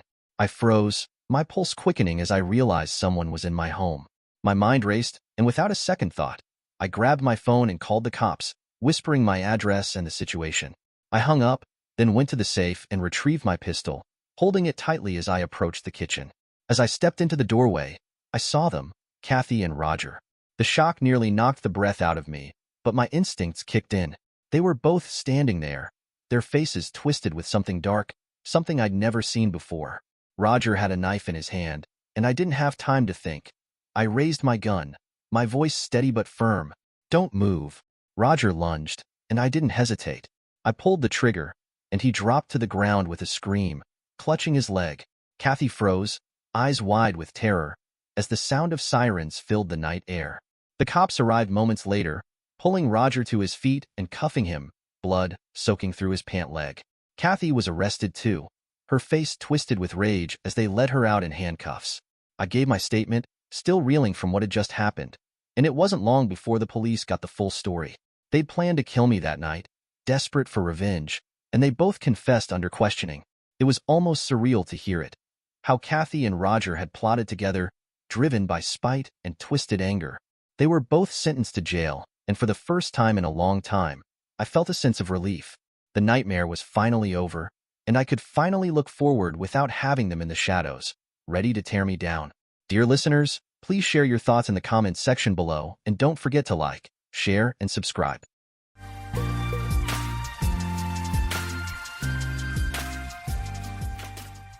I wish I could describe in a fancy or unique manner how I found out my wife was cheating on me, but I can't. It happened just like a cliché from a poorly written story. I work at an auto parts factory, specifically making brakes. It's not glamorous work, but it pays the bills. I'm one of the fortunate ones. I spend 8 hours a day from 4 to midnight, 5 days a week, operating an ancient machine. I'm decked out in safety gear, eye protection, earplugs, steel-toed shoes, and a denim apron. I meet my daily quota, and if I'm lucky, I might get a bonus at year-end. I have a cozy 3-bedroom house, a lovely wife, and 2 sons in elementary school. After 12 years of marriage, things seemed stable. Until today. We have 5 stations assembling the brake shoes, all powered by compressed air. In the 8 years I've been here, we've had no issues with the equipment. However, today, halfway through the shift, the compressed air system malfunctioned. The air needs to be completely dry to function properly, filtered and dehydrated by automatic equipment. But today, it failed. The dehydrator system didn't expel the collected moisture as it should have. I'm no expert, but I know when moisture mixes with high-pressure air, everything freezes, and work comes to a standstill. Instead of waiting around, they sent us all home without pay, naturally. It's ironic, my whole life disrupted by high humidity. Upon entering the bedroom, I observed a scene where a hairy back was moving on top of my wife, Marcy. Naturally, I turned on the overhead light. realizing that Marcy wasn't asleep. She expressed annoyance at my presence, asking what I was doing there. I anticipated fear, apology, or shame from her, but instead she seemed angry. I inquired about her anger, to which she responded by accusing me of knowing exactly what was happening. She expressed regret that I had to witness the situation, but blamed me for not coming home on time. According to her, if I had been on time, the other person wouldn't have been there, and she wouldn't have been caught. The guy, previously obscured by the bed, now turned to glare at me with a smirk. Marcy half-heartedly pulled the covers up for modesty. My mistake was grabbing him as he got off the bed. He seemed much larger standing than lying down. For my trouble, I received 2 incredibly hard blows to the ribs. I never managed to land a punch. Before I knew it, I was on the floor, struggling to breathe.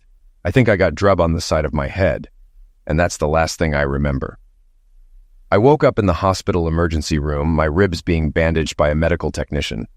Marcy sat nearby, looking disgusted. The technician finished up and left the room. "Marcy, who was that guy, and why was he in our house?" "His name's Tony. He's a friend, and I invited him over." "You were with him? You were with him in our bed? Our kids were sleeping down the hall." "Yeah, I know. If you hadn't made a scene, they wouldn't have woken up. I had to get my sister to watch them so I could bring you here." "What was he doing here? How many times are you going to ask?" "Tony and I have been seeing each other for about 6 months. We were trying to keep it from you. We don't usually come here, but I couldn't find a sitter." "Is it over now?" "No, it's not. Danny, you're a good dad and husband, but Tony's great in bed. I don't see why we should end it just because you found out.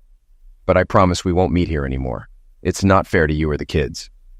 "I'm sorry, Marcy. That's not okay. It ends now."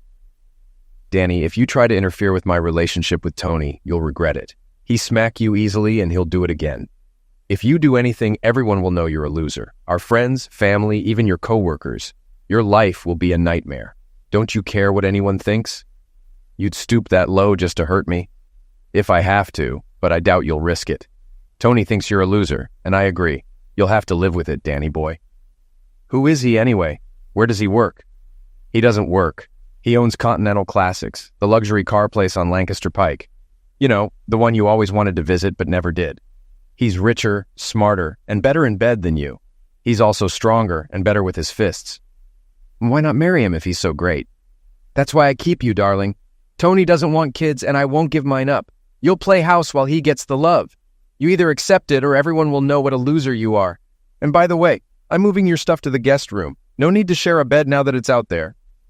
"Who watched the kids when you were with Tony?" "Usually Karen, sometimes your parents. Speaking of which, Karen introduced me to Tony. I'll thank her later." They discharged me the following morning. Marcy wasn't around. I debated calling someone or taking a taxi. The taxi won. With the kids at school and Marcy absent from home, all my clothes and personal belongings were stacked on the guest bed.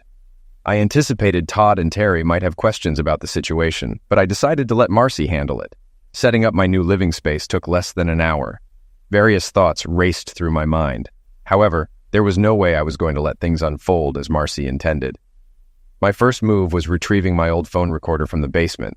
Although it only functioned with the landline, it was my only option. Marcy primarily used her cell phone for calls. Setting it up and concealing it behind some old paint cans took about 20 minutes. It was a starting point. Feeling terrible, I still mustered up enough to return to work.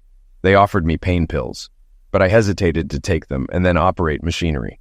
Opting for a couple of heavy-duty Tylenols instead seemed like the better choice. Marcy had seriously misjudged my relationship with my coworkers. I divulged everything that occurred the previous evening to them. They all brainstormed ideas, some better than others. It was reassuring to know my friends had my back. With an 8-hour shift ahead, each of us planned to devise ways to set things right. During our mid-shift break for supper, Glenn spoke up first. "Any ideas?" "I don't have one, but I have a cousin who works for DeMarco. He does vehicle detailing and despises him. He could provide intel on the business, buildings, or work shifts," Glenn shared. "That would be helpful, Glenn. Anyone else?" "Danny?" Barry offered. "I have 2 muskets and 2 pistols. You're welcome to any of them. None are registered, so there's no concern there." "Thanks, Barry, but that's a bit more extreme than I was considering." "Don't even want to hear my idea," Freddie interjected, followed by some laughter. "Tell us, Freddie, come on," the group urged. "I thought we could tie him to a tree, legs spread, and build a bonfire Indian style between his legs. Although Freddie's idea was well received, it was unanimously rejected. Kyle, who hadn't shared yet, faced everyone's expectant gazes during lunch. What? Don't give me that look. Yeah, I've got an idea, but it's a bit out there. Go on, Kyle. I recall reading about a prison in Arizona that dressed love-making offenders in pink jumpsuits to humiliate them. I know Tony isn't a love offender, but something like that could embarrass him. You mean put him in a pink jumpsuit? Wouldn't he just take it off? I was thinking if we could get to him, tie him up, and then spray paint him entirely with pink. That might do the trick, but he'd know who did it. You've got to knock him out first, then leave him tied to the chair until he's discovered. Do we use medications or just punch him? What's your plan? I can grab a taser. All you have to do is sneak up and shock him. You're making it sound easier than it probably is. How do we catch him alone? And how do we approach without him noticing? I don't have all the answers. Just thought it was an idea. The buzzer signaled another 4 hours on the machines. My quota was down, so the other guys pitched in to help. Marcy was already in bed when I arrived home, keeping her promise not to bring him into the house. I had no clue what to do. Most of the ideas with the guys were like high school pranks. Might as well leave a flaming bag of dog poop on his doorstep. I needed genuine revenge. At noon, I got up. With the kids at school and Marcy moving around, I showered, shaved, and headed out. Morning, husband. No kiss? She smirked by the sink. Ignoring her, I left. Her comment didn't warrant a response. I needed lunch and alone time. The afternoon was spent killing time, figuring out how to get back at my wife's lover without causing trouble. Work awaited, and I needed to prepare. I decided to stop eating at home, the only time with the boys, but I couldn't stomach Marcy's cooking. Before I knew it, it was time for work. Things were normal until supper break when Carl announced proudly that he had a taser in the car for self-protection. He reminded Danny not to forget to pick it up and asked if Danny had ever used it. Danny replied that he hadn't, but they could try it out, eliciting groans from the others at the table. Despite the lack of new ideas, they all showed support for Danny, which made him feel better knowing he had friends. At home, the routine was ordinary, although working the graveyard shift had disrupted sleep patterns. Todd and Terry, up earlier than usual, suggested going to Chuck E. Cheese, which Marcy didn't mind since they'd be out all day. Marcy informed Danny that he would need to take a few vacation days as Tony's friend Wally would be visiting from Detroit next week, and they planned to go on a cruise to Cancun. She suggested that if Danny couldn't take the time off, he should ask his parents. Danny expressed skepticism about Marcy's plans, questioning her intention to go on a sea cruise with 2 guys. Marcy defended herself, saying it wasn't as questionable as Danny implied, and explained that Wally would be sharing a room with Karen, who had been friends with him for years. Danny responded sarcastically, acknowledging that it seemed dandy. He made a mental note to thank Karen later. Despite being up early, it seemed like it would be a long day. To pass time before Chuck E. Cheese opened, we visited the nearby Hobby Lobby. The boys were old enough to assemble most of the plastic models there. The end results weren't impressive, but they had a blast. I let them explore while I marveled at the crafts available for creative homemakers. If Marcy had been into crafts, maybe she wouldn't have brought home that hairy gorilla. Too late now. I was thrilled to find rows of designer paint and spray cans. There they were, 6 beautiful pink cans. They didn't hold as much as the ones at Lowe's or Home Depot, but they were pink. It was the only place I'd seen paint that color in a spray can. I took it as a sign and bought all 6. Todd chose a monster truck kit, and Terry picked a tugboat. Plastic tugboat models were news to me. Before leaving, I grabbed a package of 10 large plastic cable wraps about 18 inches long. They looked sturdy enough. Chuck E. Cheese was ready by then. The kids spent about 4 hours and 2 pizzas there before they got tired. We fed ducks in the park with cheap bread before heading to my parents' house. They were glad to have us for supper and the evening. Todd and Terry watched TV most of the night, while I briefed Dad on the situation with Marcy.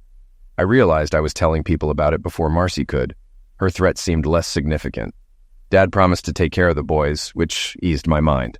Around 9 o'clock, I called Marcy to say we'd be staying at my parents' house. Got the machine.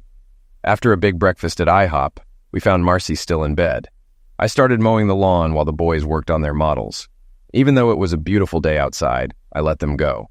I decided to make a full day of the lawn work, including edging and pruning.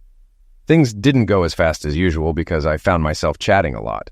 I had hedge clippers but borrowed a set from Mike Fielding across the street. His wife, Mary, loved gossip. I warned Mike about unfamiliar cars at our house because Marcy would entertain male friends. If they got rowdy, he should call the police. It was hard for me to manage things since I worked nights. Larry Finley from the local church board lent me a spark plug wrench. I apologized for Marcy's recent behavior. Of course, he was curious about what I meant. Larry was even more of a gossip than Mary Fielding. In just 10 minutes, he had enough gossip to last a month. I skipped lunch and wrapped up work around 4 in the afternoon. After a quick shower, I headed to Rosie's Cantina and treated myself to the priciest dish on the menu. I'm not exactly sure what it was, but it was delicious. I spent the evening with my brother Dave and his family. Dad had already filled him in on the situation. I crashed on his couch for the night. My wife had a grand scheme. She intended to coerce me into compliance by threatening to expose me as a betrayed man. If I didn't endorse and back her infidelity, she'd make my life hell. It was an intriguing plan, but it had many flaws. In less than a week, I'd already spilled the beans to everyone. That pretty much nullified her threat. I also managed to portray her as a cheap tramp more effectively than she could have imagined. I don't think she foresaw any backlash. The next afternoon, when I stopped by the house to change for work, Marcy was waiting for me, visibly upset. She mentioned that Karen had informed her about rumors circulating among the neighbors that she was running a brothel at night. I reassured her that I had simply told the neighbors that she might have male visitors while I was at work, and advised them not to be concerned about it. However, Marcy insisted that the rumors were spreading differently and asked who else I had spoken to. I admitted that I had spoken to everyone, thinking it would be easier that way. I hadn't mentioned anything to her parents or sisters and suggested she handle that before they heard the rumors. Marcy expressed frustration, feeling like the rumors were making her look bad. In response, I pointed out that the situation wasn't fair to me either, as it made me appear like a betrayed man. Marcy apologized but said she had to leave for work.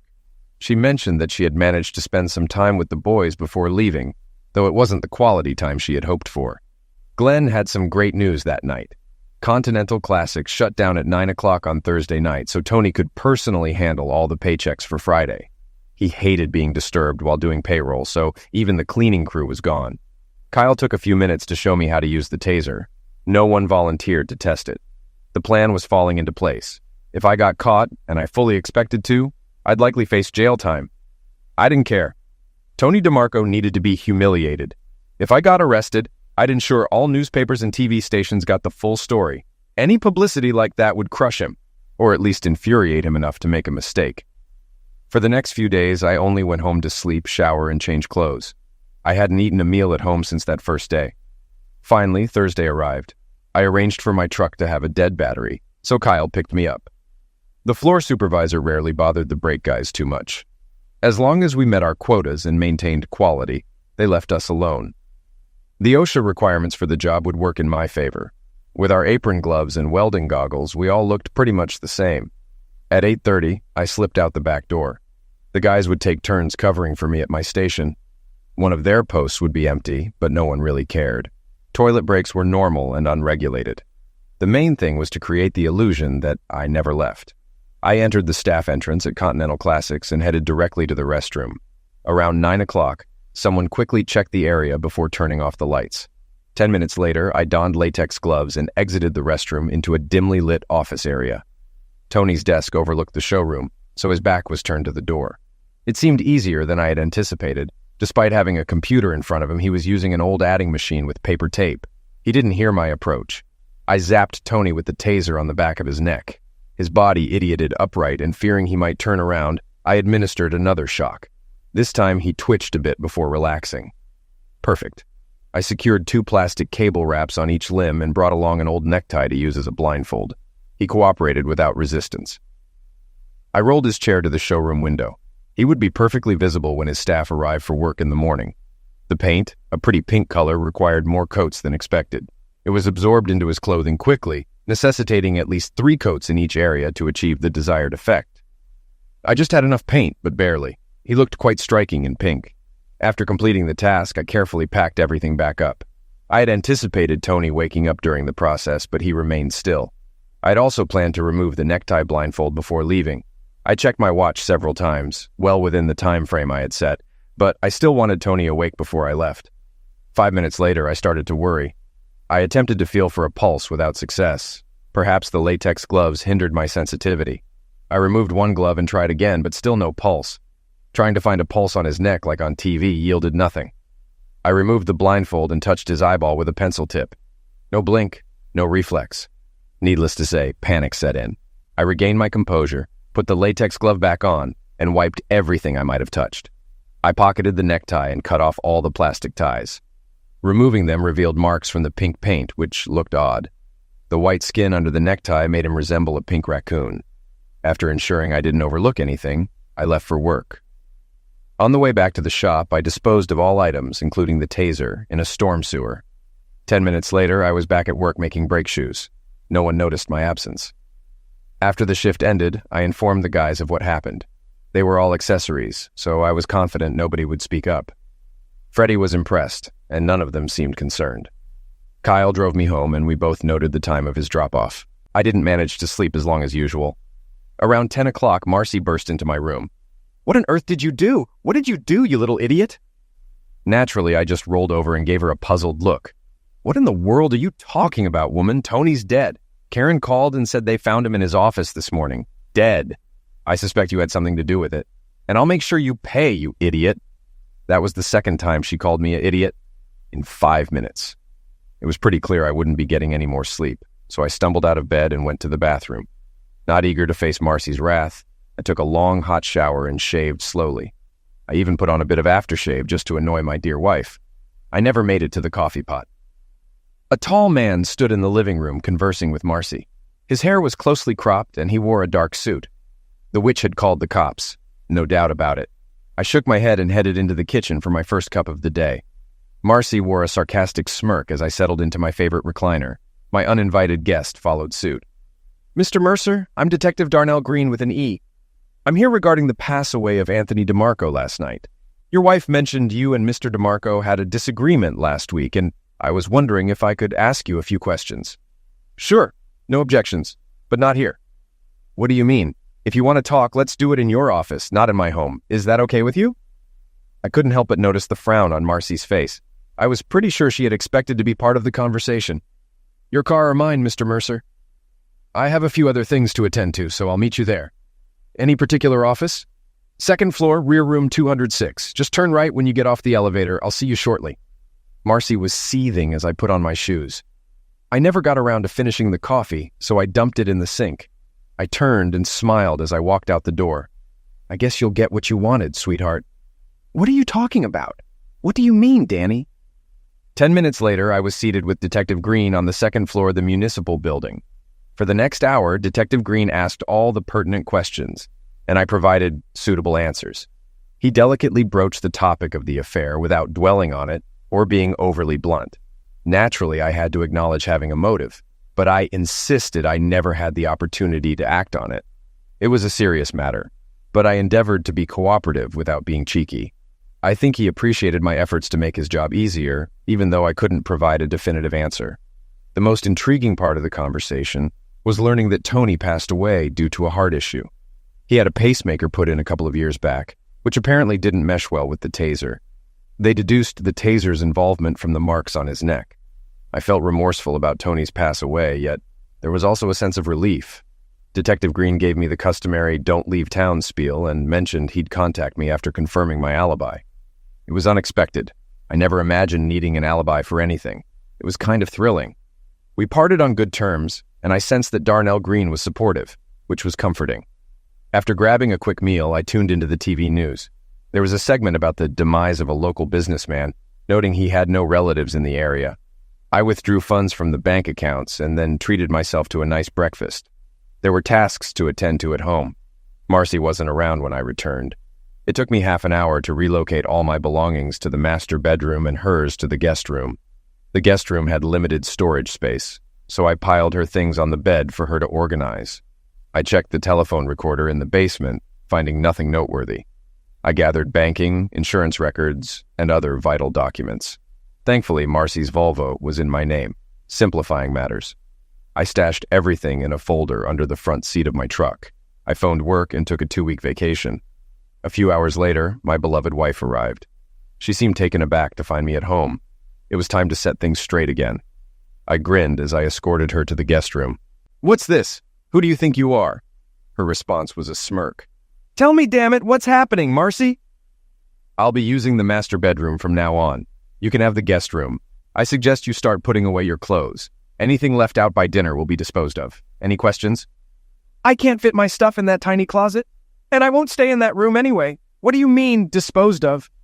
If it doesn't fit in the closet or dresser, you don't need it. This is non-negotiable. Danny, you're in trouble. Get your act together. If you need clarification, ask later. Idiot. That was the third time that day she called me an idiot. I must be making some progress. While Marcy was occupied in the guest room, I emptied her purse on the kitchen table. I meticulously collected what I wanted. First, I took her cell phone and car keys. From her wallet, I removed her driver's license, credit cards, debit cards, and cash. I replaced the remaining items. I retrieved her car title from the pickup and drove her Volvo to a friend who owned a car lot across town. I sold it to him outright at a fair price, with the understanding he'd sell it wholesale out of town. Even after settling the loan, I pocketed a few $1,000s. As I headed into Taco Bell for lunch, my cell phone rang.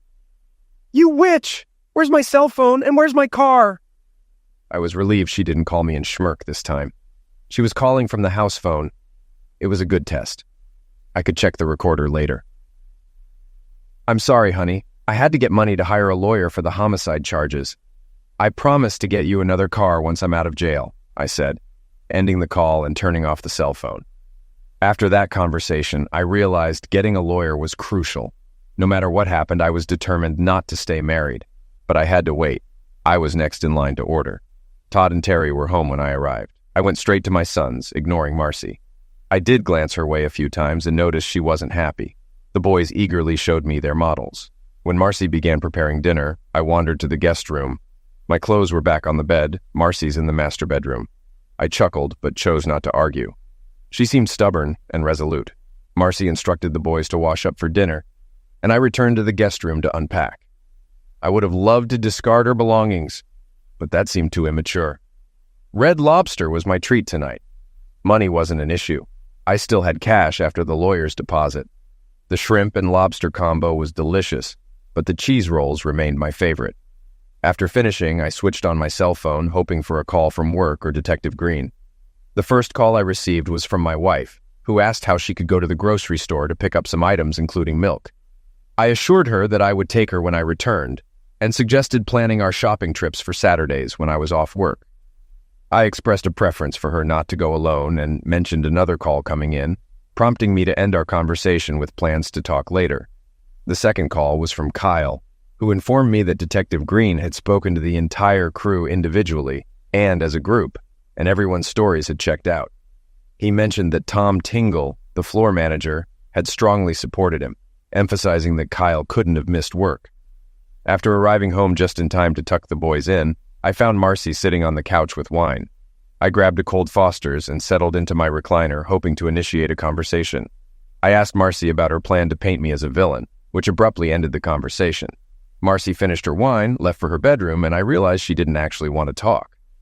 Disappointed, I grabbed my beer and checked the recorder. The first call was to her sister, no cover-up there. It seemed Marge knew about the affair with Tony and supported Marcy. That was reassuring. The next call to Marcy's mom was different. Mom was clueless. Her daughter convinced her that Tony was a friend of Karen's, and I was jealous because I'd been pursuing Karen for years. Although she didn't directly accuse me of homicide, it was heavily implied. She contacted the cell phone company to inquire about a replacement for the phone I took, but had no luck. Then, she reached out to the DMV to report the loss of her driver's license, and they advised her to inform the police. When she called the bank to request a new credit card, she discovered the account was closed.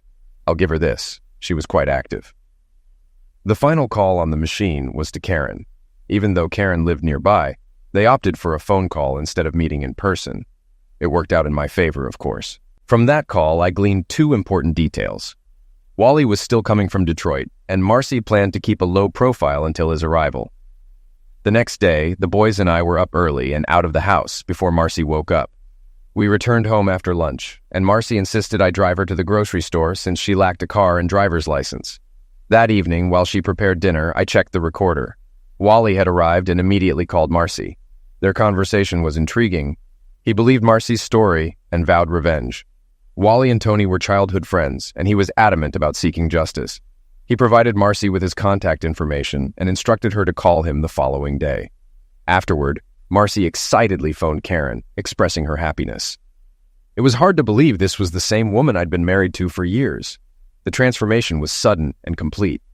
I never imagined my actions, aside from confronting her lover, warranted such a drastic change. Before turning in, I grabbed a burger. Knowing the lawn needed mowing again, I used it as an excuse to avoid Marcy the next day. Around 11 o'clock, Marcy's parents arrived to pick up the boys for an unplanned sleepover. But I didn't object. Grandma Wilcox assured they'd be back in time for school tomorrow. Eager to check the phone recorder, I postponed until after lunch since I skipped breakfast. Following a quick shower, I headed to Denny's. Marcy made no mention of my absence from home. She and Wally had devised a plan to avenge Tony's pass away, which seemed somewhat absurd to me given my knowledge of the situation. Their plan involved Wally entering the house through the back deck's sliding door, while Marcy assured him it would be unlocked if all went well. It was meant to appear as a burglary gone wrong, with me being shot. Both Marcy and Karen were to call emergency upon hearing the gunshot. At that moment, I realized I hadn't updated my insurance policy beneficiaries. As I left, I sarcastically blew a kiss to my wife, receiving a finger in return. I had dinner with my parents and stayed the evening. Before leaving, I borrowed Dad's snake charmer, a short-barreled 20-gauge, for the upcoming event. Marcy was in bed when I returned home, her light on, presumably reading. The lone message on the answering machine came from Karen, boasting about her and Wally's pleasurable afternoon. Before signing off, she assured Marcy of her readiness later that night. It took me roughly 20 minutes to swap out the buckshot in the shells with rock salt, using a leftover bag from last winter. My intention wasn't to eliminate Wally, but merely to slow him down. Honestly, I didn't wish damage upon Tony either. I hoped Wally didn't have a bad heart like Tony did. Wanting to check the back deck door, I hesitated, fearing Wally might spot me. I had to assume Marcy left it unlocked. I stripped down to my shorts and mussed up the bed blankets. A cup of coffee would have been preferable, but since none was available, I settled for a drink, waiting in my recliner with the cell phone close by. He didn't arrive until after midnight.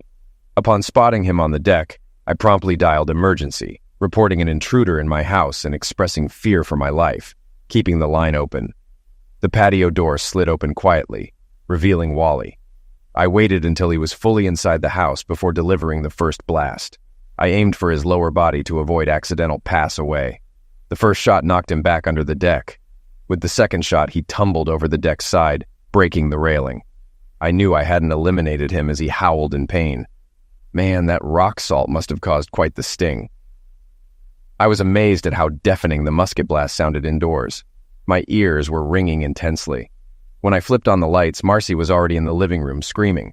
Although she was shouting at me, her words were unintelligible. I approached to check on Wally and noticed a Ruger .22 automatic pistol with a silencer on the floor. Marcy continued to scream, so I aimed the musket in her direction, causing her to quickly quiet down and flee the room. It appeared Wally had broken his ankle in the fall. Some guys seemed to have all the luck. 10 minutes later, the first police car arrived. There wasn't much discussion. I placed the musket on the floor to avoid any confusion about the situation. Pointing to the phone, I informed the officers that everything was under control. When asked about other occupants, I mentioned Marcy in the bedroom. Bringing her into the living room, the officers realized their mistake. Despite their attempts to quiet her, both Marcy and I were unsuccessful. Finally, a large female officer gently escorted her outside. I noticed Karen standing with some neighbors outside. I grinned at her and gestured across my throat, but she quickly walked away without reciprocating. The EMTs arrived for Wally as Detective Green showed up. He smiled at me, and I couldn't help but grin back. It wasn't intentional sass, but I couldn't resist. The female officer escorted Marcy back inside so she could dress.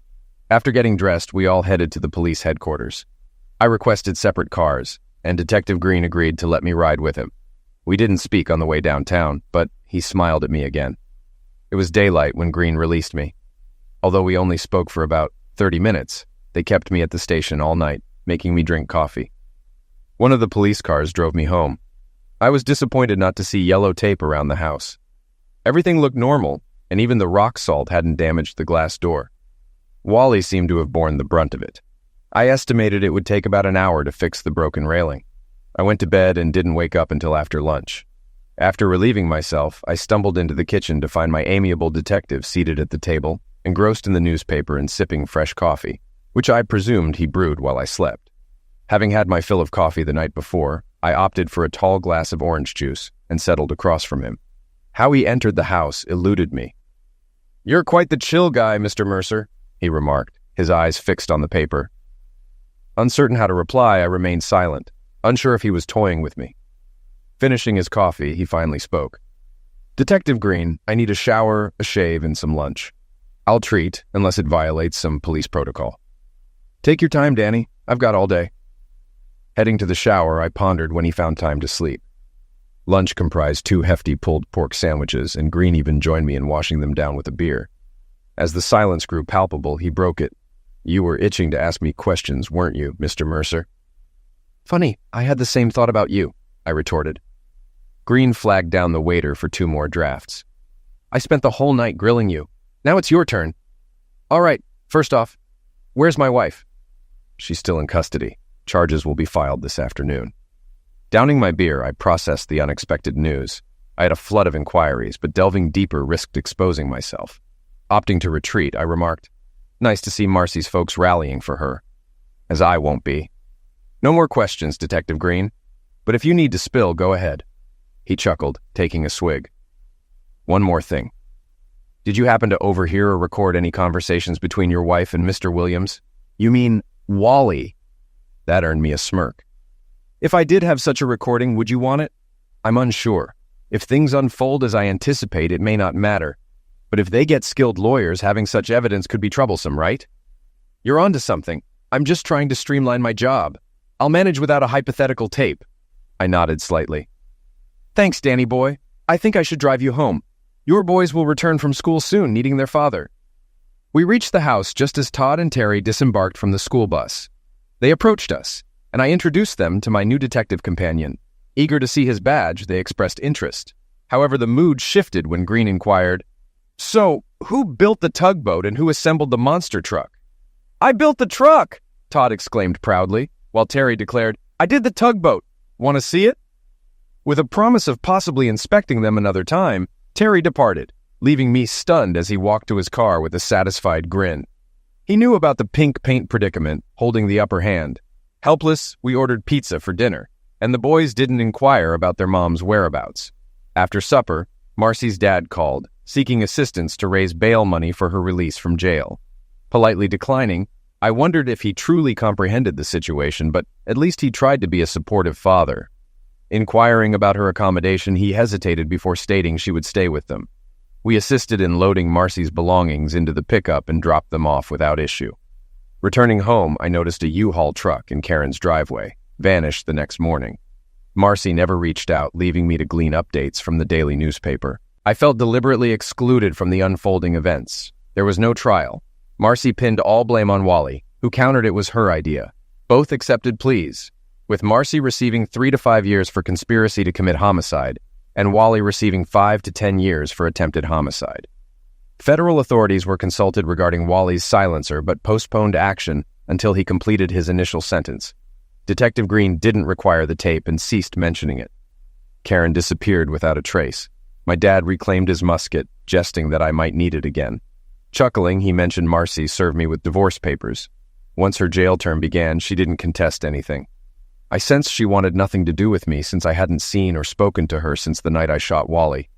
I sold the house and moved back in with my parents as I couldn't balance work and caring for the boys alone. My colleagues welcomed me back, and although offered a switch to the day shift, I declined. I regularly took the boys to visit their mother at Muncie Women's Prison. During these visits, I remained in the car, typically less than an hour, sometimes outdoors in good weather, observing them through the chain-link fence. I refrained from discussing the visits with them and requested they not share any details. It seemed to suit all of us well, and everything seemed to be going smoothly until I received the phone call. Hello, is this Daniel Mercer? Yes. I'm Angela Hawkins. Detective Darnell Green suggested I reach out to you. There are matters we need to discuss. I'm aware. But why do you want to talk to me? Tony DeMarco was my brother. Oh, damn. Just when I thought I'd put all this behind me. Now this. I understand, but I don't think avoiding this conversation is wise. I'm sorry for your loss, but I can't assist you. I ended the call before she could say more. 2 days later, she called again. Daniel, I'd appreciate it if we could meet. There are things I need to address. Detective Green mentioned you're reasonable. Where should we meet? I'd prefer the auto showroom, but anywhere you're comfortable is fine. It took me a moment to respond. Let's meet Saturday at 10 o'clock at the showroom. I'll bring my sons. They enjoy old cars. Unsure of her intentions, I felt safer in public with the boys. I didn't want to use them as a shield, but I believed she'd be less inclined to cause trouble with them present. I speculated about her potential grudge, assuming she might be Italian and hot-blooded. Eventually, I concluded I was overthinking and needed a beer. I called Detective Green for insight. He chuckled, advising me to meet with her and stop fretting. Easy for him to say, as he wasn't the one who eliminated her brother. Continental Classics was an expansive and impressive establishment.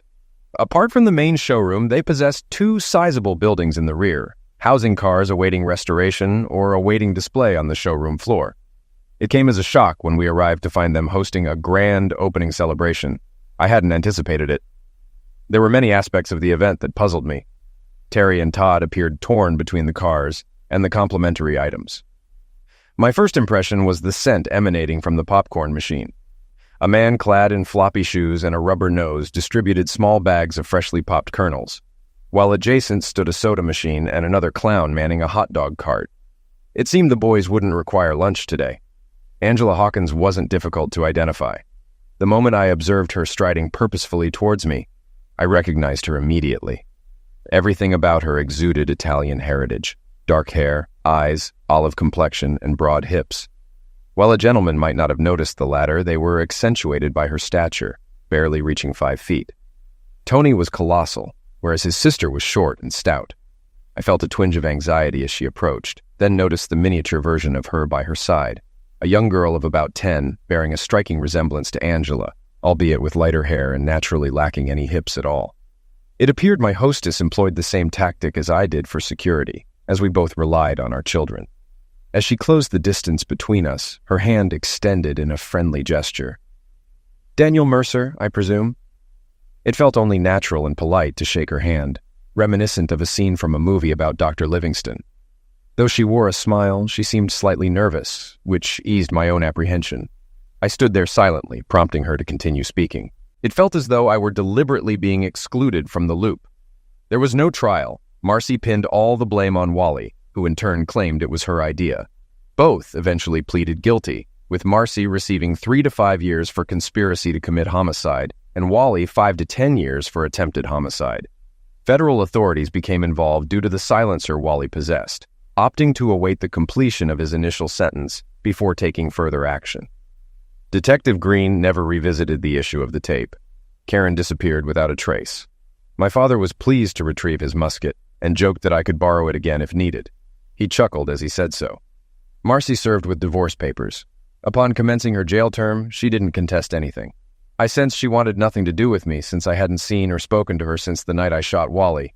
Selling the house, I returned to live with my parents as I couldn't juggle work and childcare alone. My co-workers welcomed me back, and though offered a switch to the day shift, I declined. I regularly took the boys to visit their mother at Muncie Women's Prison, waiting in the car during their brief meetings, sometimes outdoors in good weather. I refrained from questioning them about the visits, asking them not to divulge anything. This arrangement seemed to suit us all well, and everything appeared to be running smoothly until I received the phone call. "Hello? Is this Daniel Mercer?" "Yes. I'm Angela Hawkins. Detective Darnell Green recommended I call you. There are things we need to discuss." "I understand, Detective Green, but why do you want to talk to me?" "Tony DeMarco is my brother." "Oh, darn.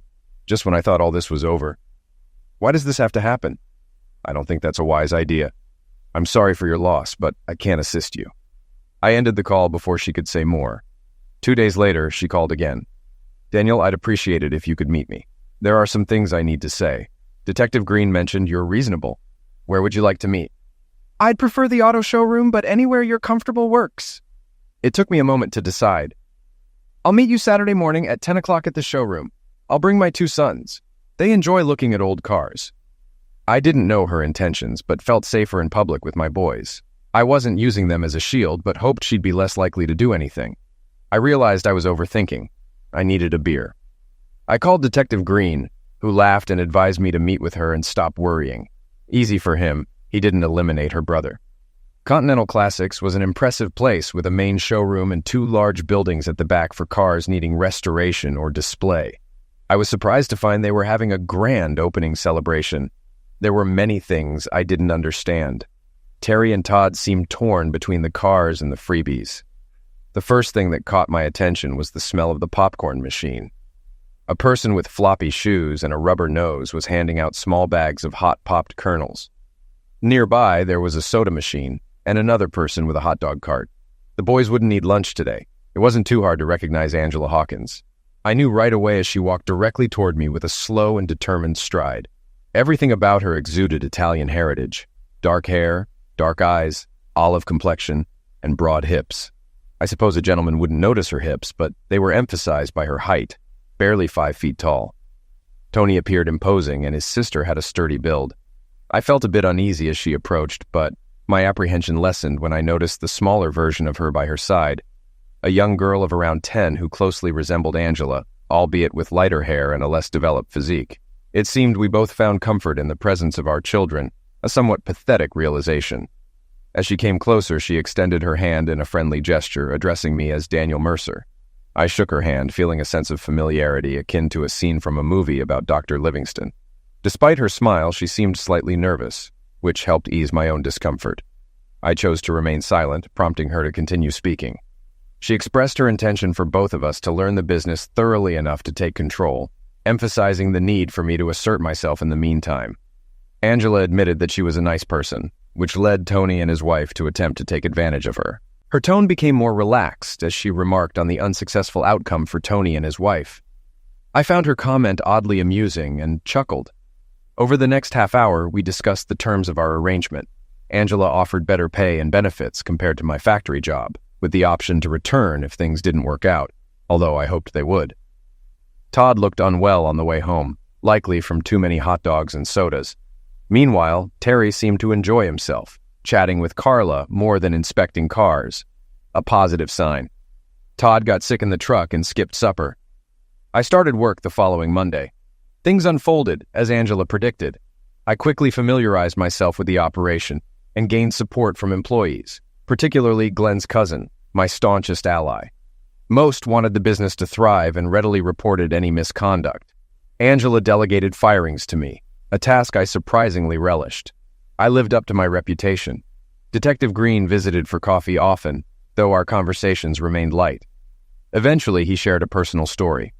3 years ago, I was a cop in Philly. I returned home one day to find my wife in bed with my supervisor. I attacked them and threw my wife out. The department gave me the ultimatum to quit or be fired. A week later, I found work here. Before leaving, I ensured my wife's lover lost his job. I didn't press for more details. At least now, I understood why he seemed to favor my side. The boys agreed not to inform their mother about my new job. During visits, they casually mentioned the lengthy drive, but understood it was unavoidable. I felt it was crucial for Marcy to see her sons, not for her sake, but to inflict emotional pain. I know it's a terrible way to involve your kids, but I derived some twisted pleasure from it. Angela and I were spending more time together at and after work. One weekend, the boys insisted on taking her and Carla to Nobles Grove. Mostly we stayed close to home due to our living situations complicating any romantic prospects. While I was keen on a closer relationship with Angela, it wasn't feasible. I still resided with my parents and the boys while Angela and Carla shared a small studio apartment. Since the business exceeded expectations, Angela discussed purchasing a house. She spent hours online searching for the perfect one.